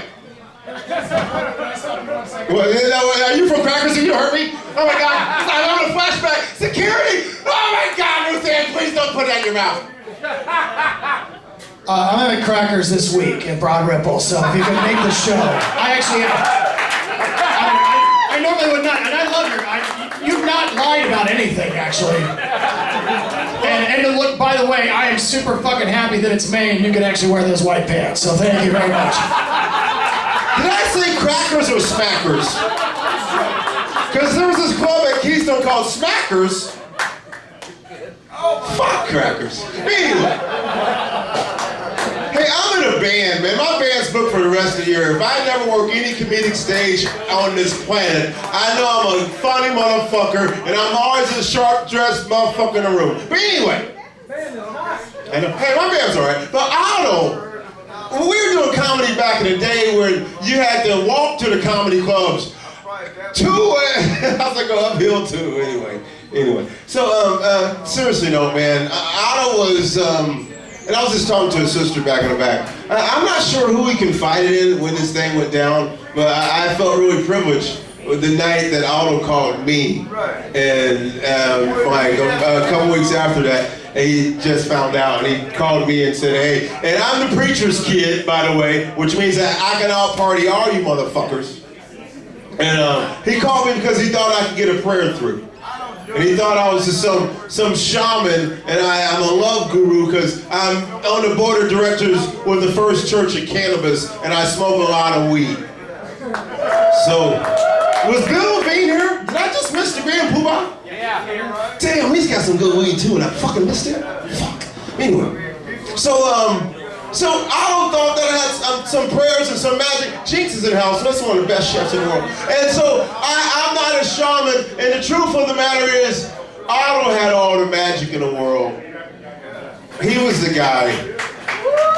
And we were kindred spirits because me and Otto, we were recovering addicts, and I'm a former recovering crack cocaine addict, and he was a recovering addict. So we were kindred spirits in that way, and we shared a lot. And Otto was the truth. And if motherfuckers could be half the class act, half as funny, half as cool, half as loving as the late great Otto, the comedian, was, I can tell you what, man, CNN and all those news stations will be out of business. Ladies and gentlemen, peace and grace unto you.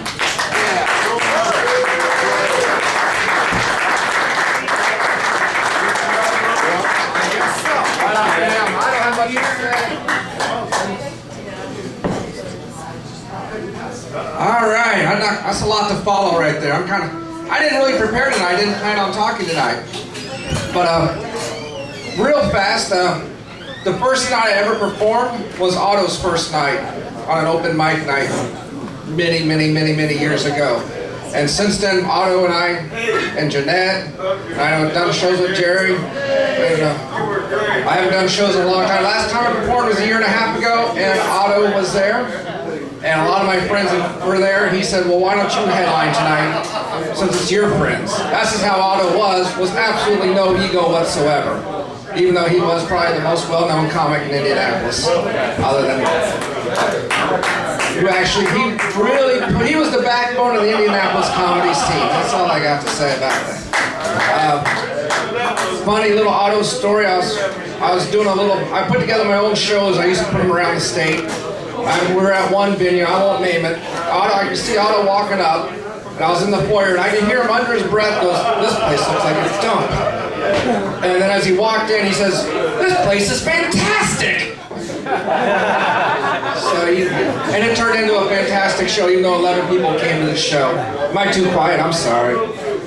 But anyways, I don't have too much to say, but I'm very thankful for the time with Otto because he taught me a lot, and he is definitely missed, and he is definitely here tonight. I am positive of that.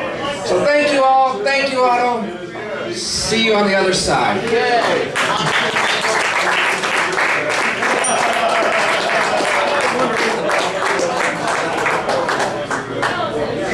Yay, Ryan Shannon. Good job, man. Yeah, for him, everybody. Everybody, make some noise, please.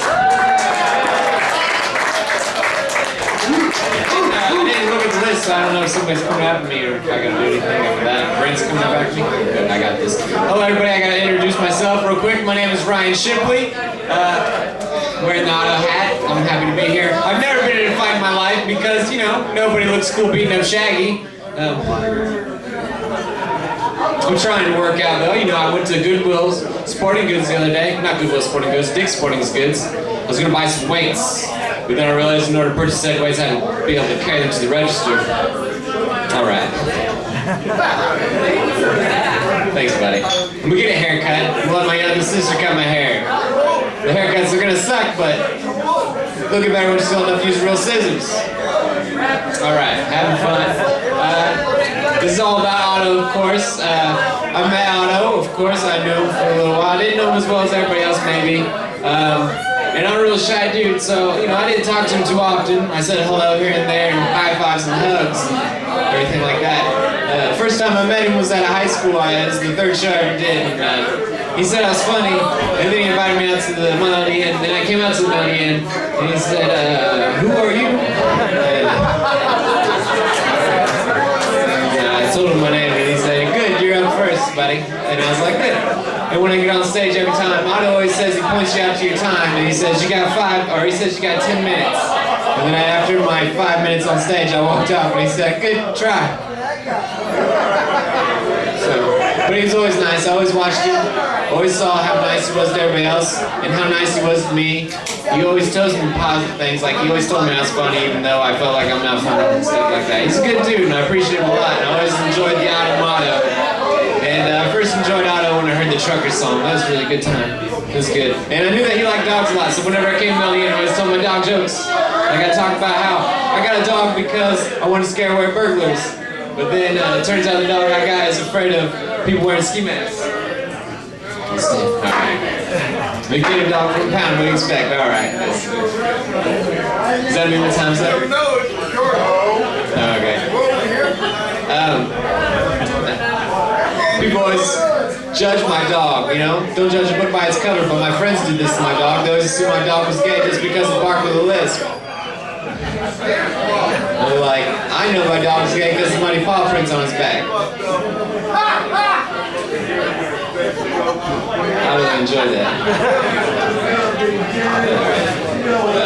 I got a little 6-year-old nephew right now, and one morning I saw him take a Flintstone vitamin and crush it up and snort it. And I was like, hey buddy, I think you're taking that wrong. Like, you should probably use a straw or roll a Bell Bill or something. I read something on the internet today. It said that half of all marriages in America end in divorce. And I was like, yeah, and the other half end in death.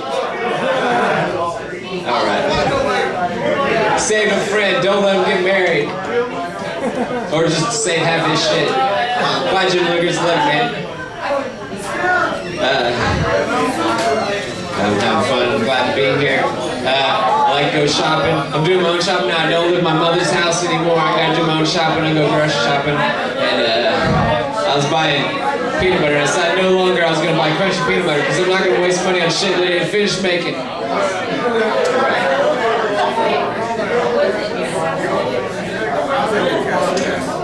How's that party? Oh yeah, I work with a guy.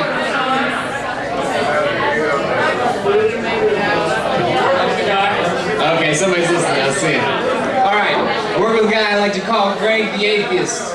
The reason I like to call Greg the Atheist is because he's got a bumper sticker on his truck that says, proud to be atheist.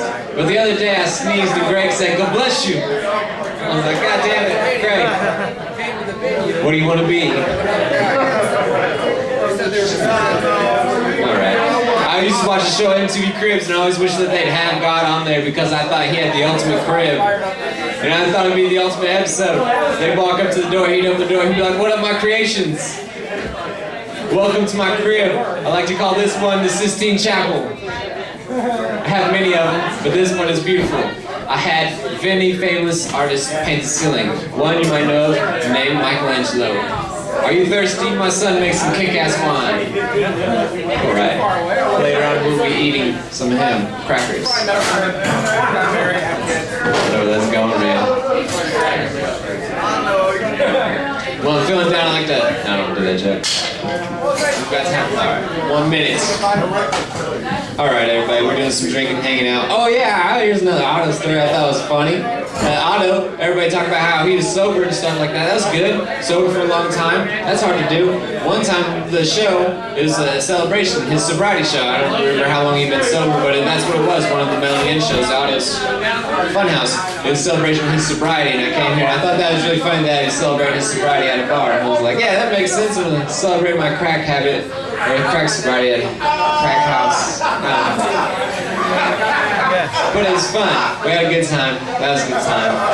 But if you're drinking, be very careful if you're going to be driving, you know? Because last week when I was leaving the bar and I was behind a guy I could tell was clearly intoxicated, and I thought, whoa, I need to do the right thing and stop driving on this sidewalk. Alright, I'm going to walk off on that. Thank you everybody very much for coming out, and thank you Otto, and thank you Dave. Next, coming to the stage, I want you to make a lot of fun, or make a lot of noise for a funny guy named Brent Smith, please.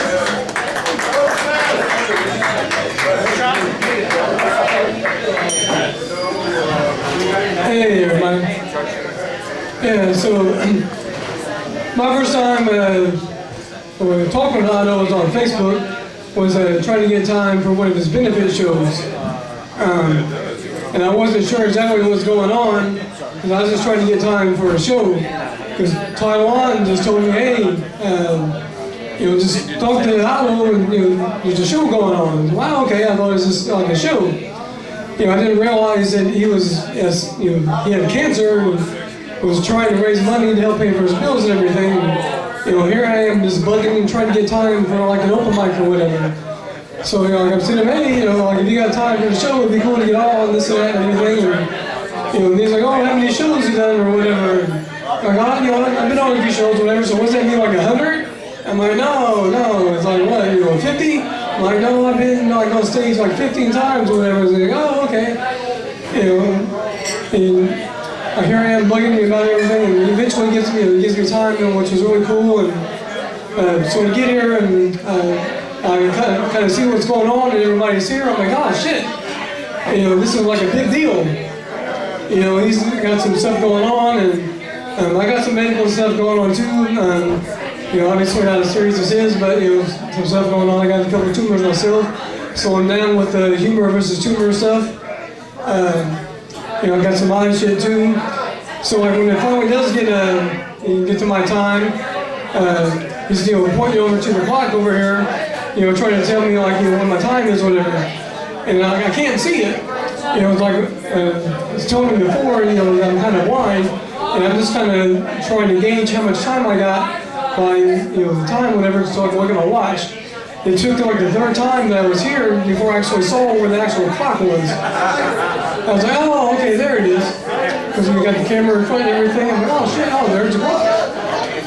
So, and then what's really cool about Otto, like I only met him in person just a couple of times when he was here. He didn't make the last few Funhouse shows because he was sick.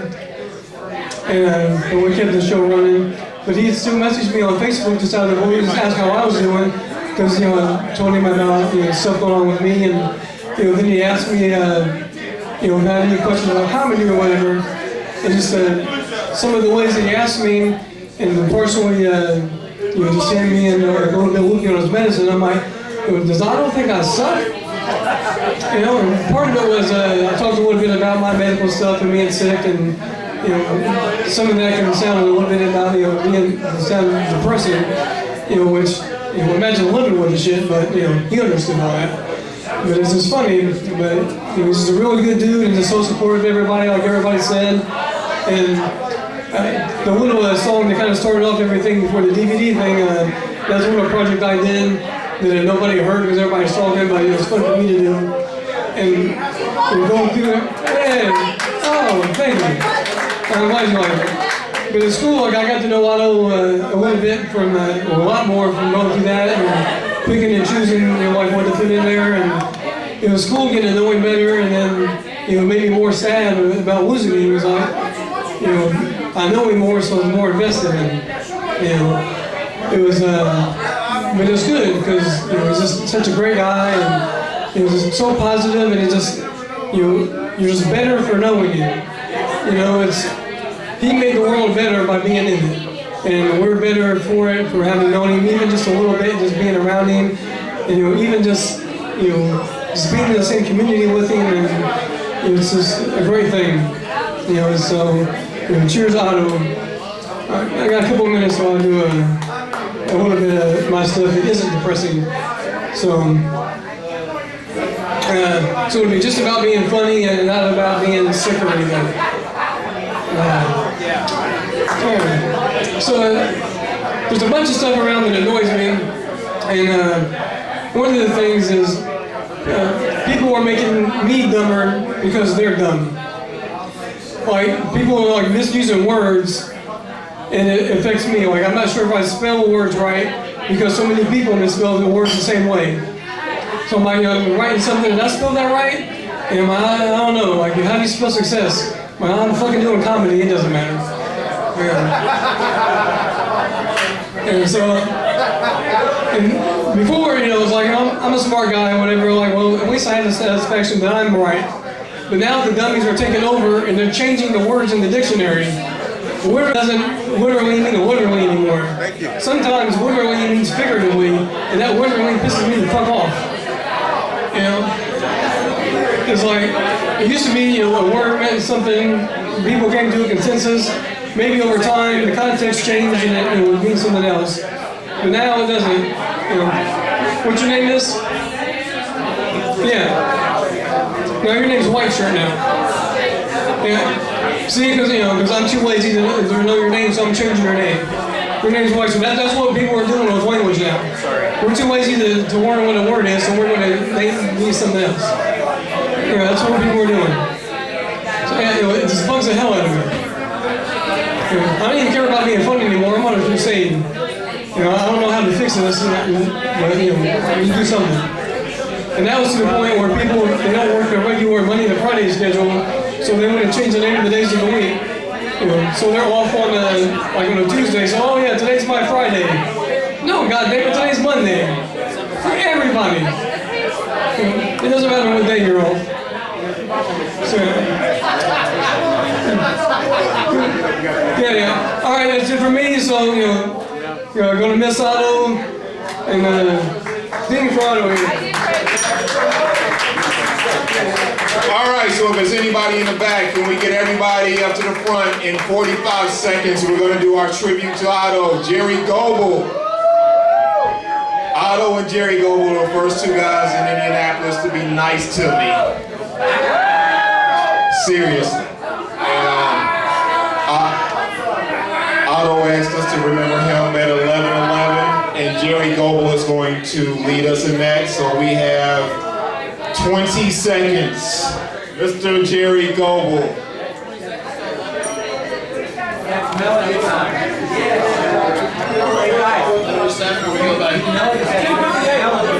It's actually 10:58, so you have to suffer through me for about 10 minutes. So fuck you, people. So fuck the lot of you. I've been drinking whiskey for the last 3 hours, because what is a wake without an awkward ending at the end? My name is Jerry. I'm the photo opposite of Otto. We were the same battery, we were the opposite ends.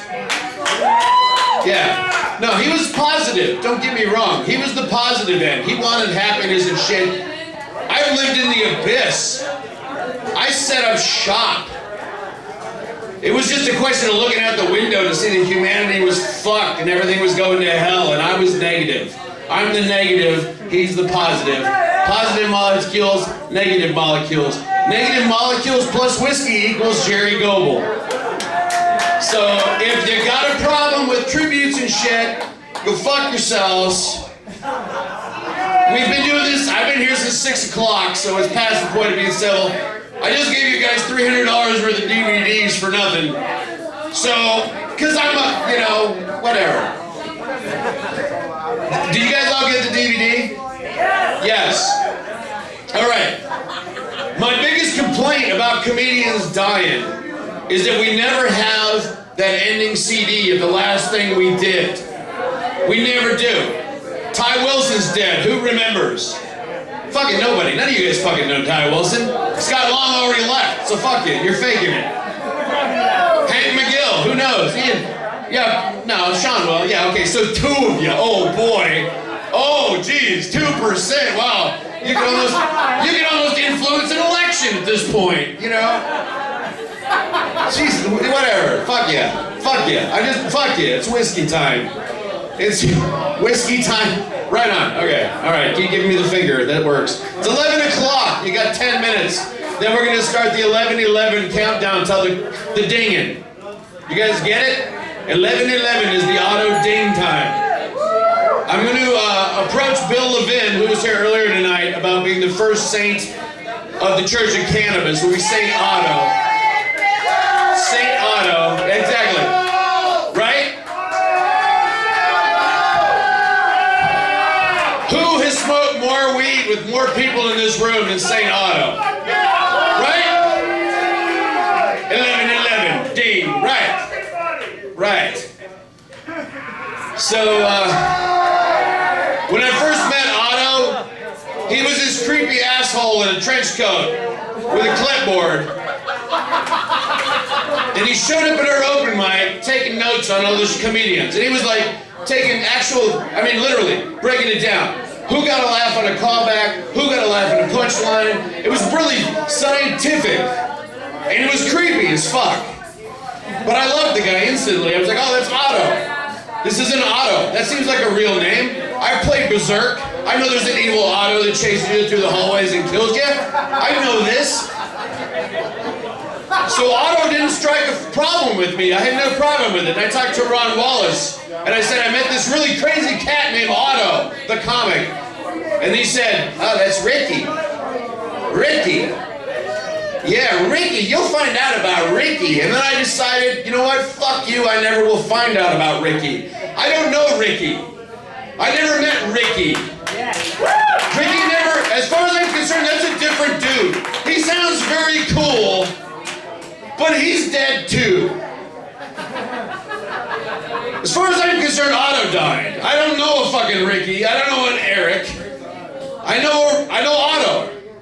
My photo opposite. We were both negative. I was negative, he was positive. He would say horrible shit about you people. He would say cruel, horrible things about you. And I was the only person that went, you know what, let it slide, brother, because it's a joke.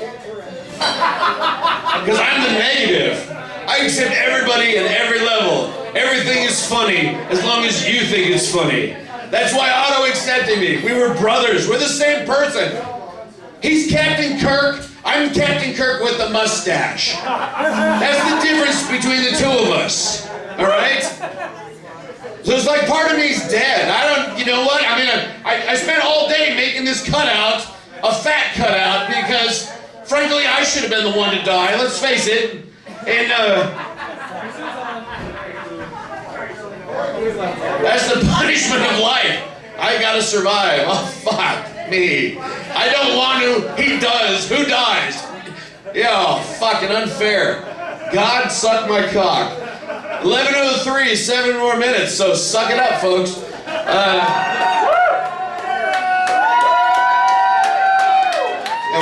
whatever. Suck my dick later, whatever.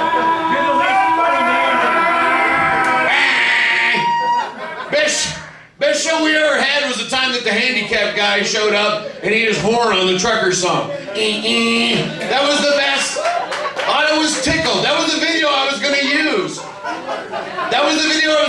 But there wasn't enough laughs on it. And I know that people are generally stupid. That they don't, if I don't hear noise, it must not be funny. Because listen to Dane Cook or fucking Louis C.K., whatever. Fuck you, suck my dick. Got 8 more minutes, probably 6 more minutes. 9 more. Nah, whatever. 11. Just let me know when to ding the goddamn bell, okay? I've been doing the funeral thing for a month, dude. I've been pulling off by the side of the road, listening to Morrissey, "The World is a Pigsty," and crying like a baby, because Otto's gone. My sidekick, my alternate ego is gone. So you're stuck with evil fucking Jerry. Sorry, suck my dick. Welcome to the new Melody Inn. I gave Dave a gas card, he owes me. So fuck it, so eat my dick. I don't know. I gave you $300 for the DVDs, eat my ass, I don't know. What? Oprah's box. Oprah's box? That's like an Eric Shorts bit. He went to prison. He went to prison. He was... Right? You guys know Eric Shorts? Yeah. By round of applause, let's hear it. I want to know who knows specifically who Eric Shorts is. And by round of applause, Rick Garrett raises his hand. Fuck you, Rick. Fuck you, Rick. No. I remember when Eric Shorts didn't have dreads. That's how long I've been in this business. I remember when he used to wear a tie and a collared shirt to a comedy show. That's how old I fucking am. What's he wearing now? Right now he's wearing stripes. Pinstripes. Yeah, right. He's selling toilet wine at prison. He's over at Pendleton. He'll be back in 10 years. He's hosting the open mic in prison if you guys need some time. Just get really shit-faced tonight and drive home real fast. You'll get on the lineup, trust me. No. Oh, he's opening for a lot of funeral contests. He's opening for funerals. Dude, I'm the funeral closer. I am, All right, now the thing is we had to suggest, I was going to sell the DVDs for cash to raise funds for Otto. Because the problem became, Otto was cremated. What do we do with Otto? We were going to shoot him out of a cannon. That was the suggestion at Odom Fest. And yes, that is plausible. But the other suggestion was that we have his remains put into fireworks. Yes. And have them shot off into the sky. Now here's what I want to suggest to you folks. All of you that got a free video or whatever, I just dumped $300 to you people, so fuck yeah. But $300, just saying. Okay, so if we put his remains into fireworks and it can be shot into the sky, say the July 4th WKZY Bob and Tom Not Really As Funny As They Used To Be Fest. Right?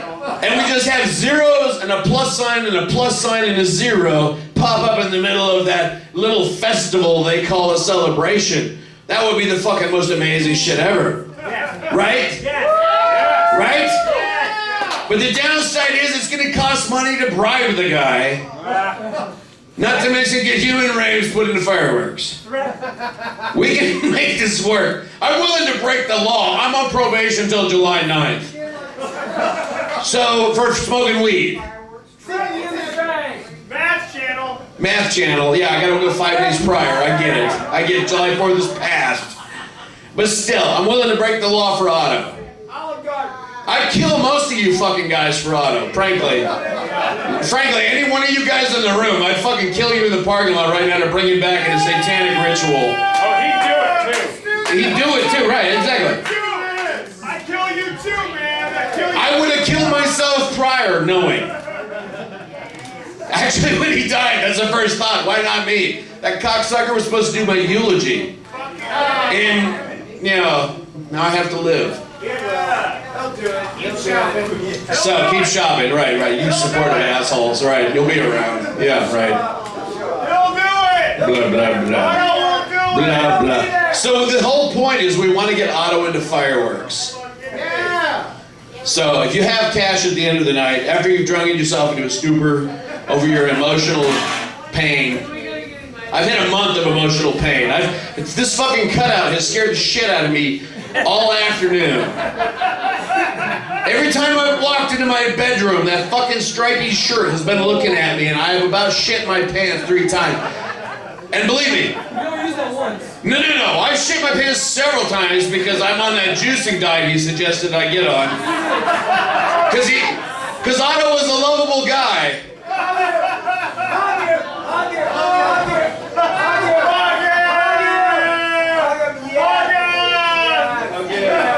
Okay. Choke it, stroke it, get it on your face. Okay, I love the dude. What the fuck, really? For the bartenders here? Are you kidding me? Dude, you've seen horrible shit here. Are you kidding me? You've been punk rock night for like, what, 30 years, and now you're going, what the fuck? I'm just hugging a cardboard cutout that scared the fuck out. Okay, granted, I had sex with it earlier, but it's Otto. It's Otto. Positive molecules. Way to top punk rock night. Yeah, right. Thanks, Greg. I met Greg right. He gave me $20 tonight, so you can suck my dick. Okay, so just saying. Greg has priority over the rest of you. But $20 is priority. We're at comedy. Jerry, it's 11:10. It's 11:10. 11:10? Oh shit! The drama! The drama! Here we go. Here we go. You guys think you can handle dinging at 11:11? Can you handle it? Jeanette shows up. Where you been, Jeanette? What the fuck's that? Okay, am I that far gone? Am I that far off script? Rob Harris, ladies and gentlemen. Rob Harris, one of Otto's friends from the dark days, from the days after I retired from comedy. It had the one guy, yeah, the guy that cursed out Ruth Ann who deserves it every time she exists. Rob Harris, ladies and gentlemen, Rob Harris. So we're going to continue this room in spite of the fact. 11. Okay, we're going to do 21 gun salute.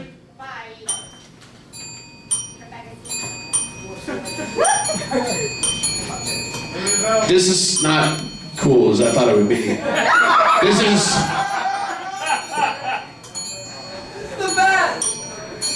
Sounds like you guys are raping a preschooler back there. That's not even... And we're gonna end Otto's existence on a rape and a preschooler joke. This is why he exacted me at the end, because it's over, fucking guys. It's over. We are fucking done. We're fucking done. It doesn't matter, because this is the realm of Jerry Goebel. Now the realm of Shana Khan has approved itself, and Jerry Goebel will now be the new guy at the Melody Inn doing what stuff and.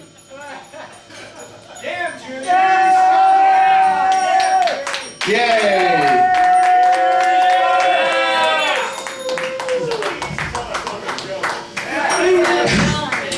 See, this bell actually works better whether I'm jerking off. I keep it on my bedside. When I come, I smack it. I do. It's usually with teen versus older porn. It's just, whatever.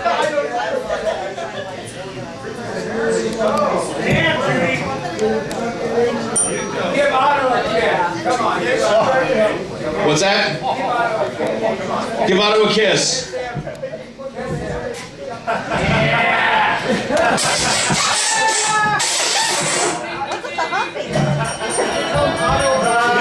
Otto has left the building, ladies and gentlemen. Otto has left the building. 11:11. Now you will approach Bill Levin on Facebook, and you will tell him that Otto should be Saint Otto. Oh, okay. Yes. Approach him in this, because if we're going to create a religion, thank you, Greg, you have money, so we know it counts. 2%, right? You're the only guy here with money.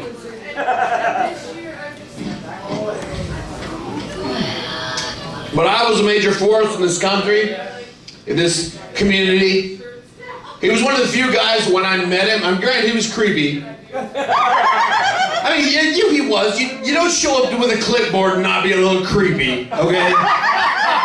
Taking notes on shit. You're either, NSA, whatever. But he was a little creepy. But the whole fact of the matter is Otto was exactly what he wanted to be. He set himself out to be comedy. to make people laugh, to bring positive molecules, which is to make you forget about your shitty fucking lives. I am a person to make you forget about your shitty fucking lives, but I want you to understand it's a shitty fucking life. There's the difference between me and Otto. We're the same fucking person. That's why we connected on such a level. That's why when a comic would come on stage and do something, we look at each other, we would know inherently what the other person was thinking. I knew what Otto was thinking. He knew what I was thinking. I never had to question Otto. We were on another level. I mean, I love you guys and all, and I've given you hundreds of dollars worth of DVDs. But still, the fact of the matter is, Otto and I understood each other on a different level. I've always assumed that what is funny is funny. If you think it's funny to you, it is funny. Right. It doesn't matter whether somebody approves of your bullshit or not. Right? She's gonna get laid tonight. But the simple fact of the matter is, if you think that it's funny. You don't need approval. You've never needed approval. If somebody needs to validate your existence, fuck them. That's the one thing about Otto. You don't have to exist because of someone else. You do what you want. You want to do the Smile song for 6 fucking months in spite of the fact that it's killing me. And I will let you know, I put both versions of his Smile song on the CD. Okay? There was the dark version that I loved because it was truthful. And then there was the one he gave to you because you couldn't fucking hack it. That was the 4th CD. But the simple fact of the matter is he wanted to help you remove your pain. Existence sucks. God is a dick. Here's your song, have a smile, whatever. But here's Jerry Goebel to tell you, fuck you, God doesn't like you very much. But Otto's the same. Whatever, I don't know, Brian. Dang, we have to click it off. Oh yeah. You know what would be great if I had Ruth Ann here to tell me off the stage. That would be great. That would be the ironic divinity justice as Ruth Ann pops up and goes, oh, here. In spite of all my cancer and life trying to kill me, I'm going to stop you.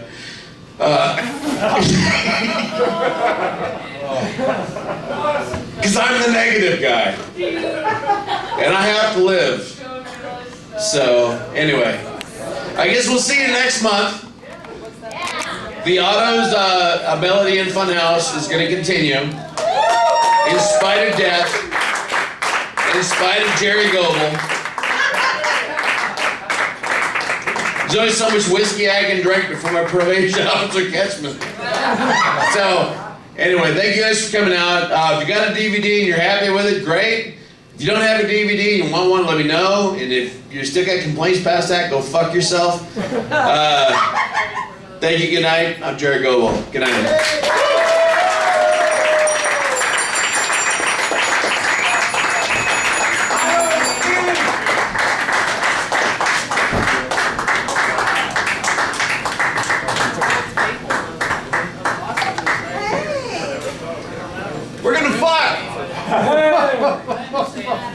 Thank you guys very much.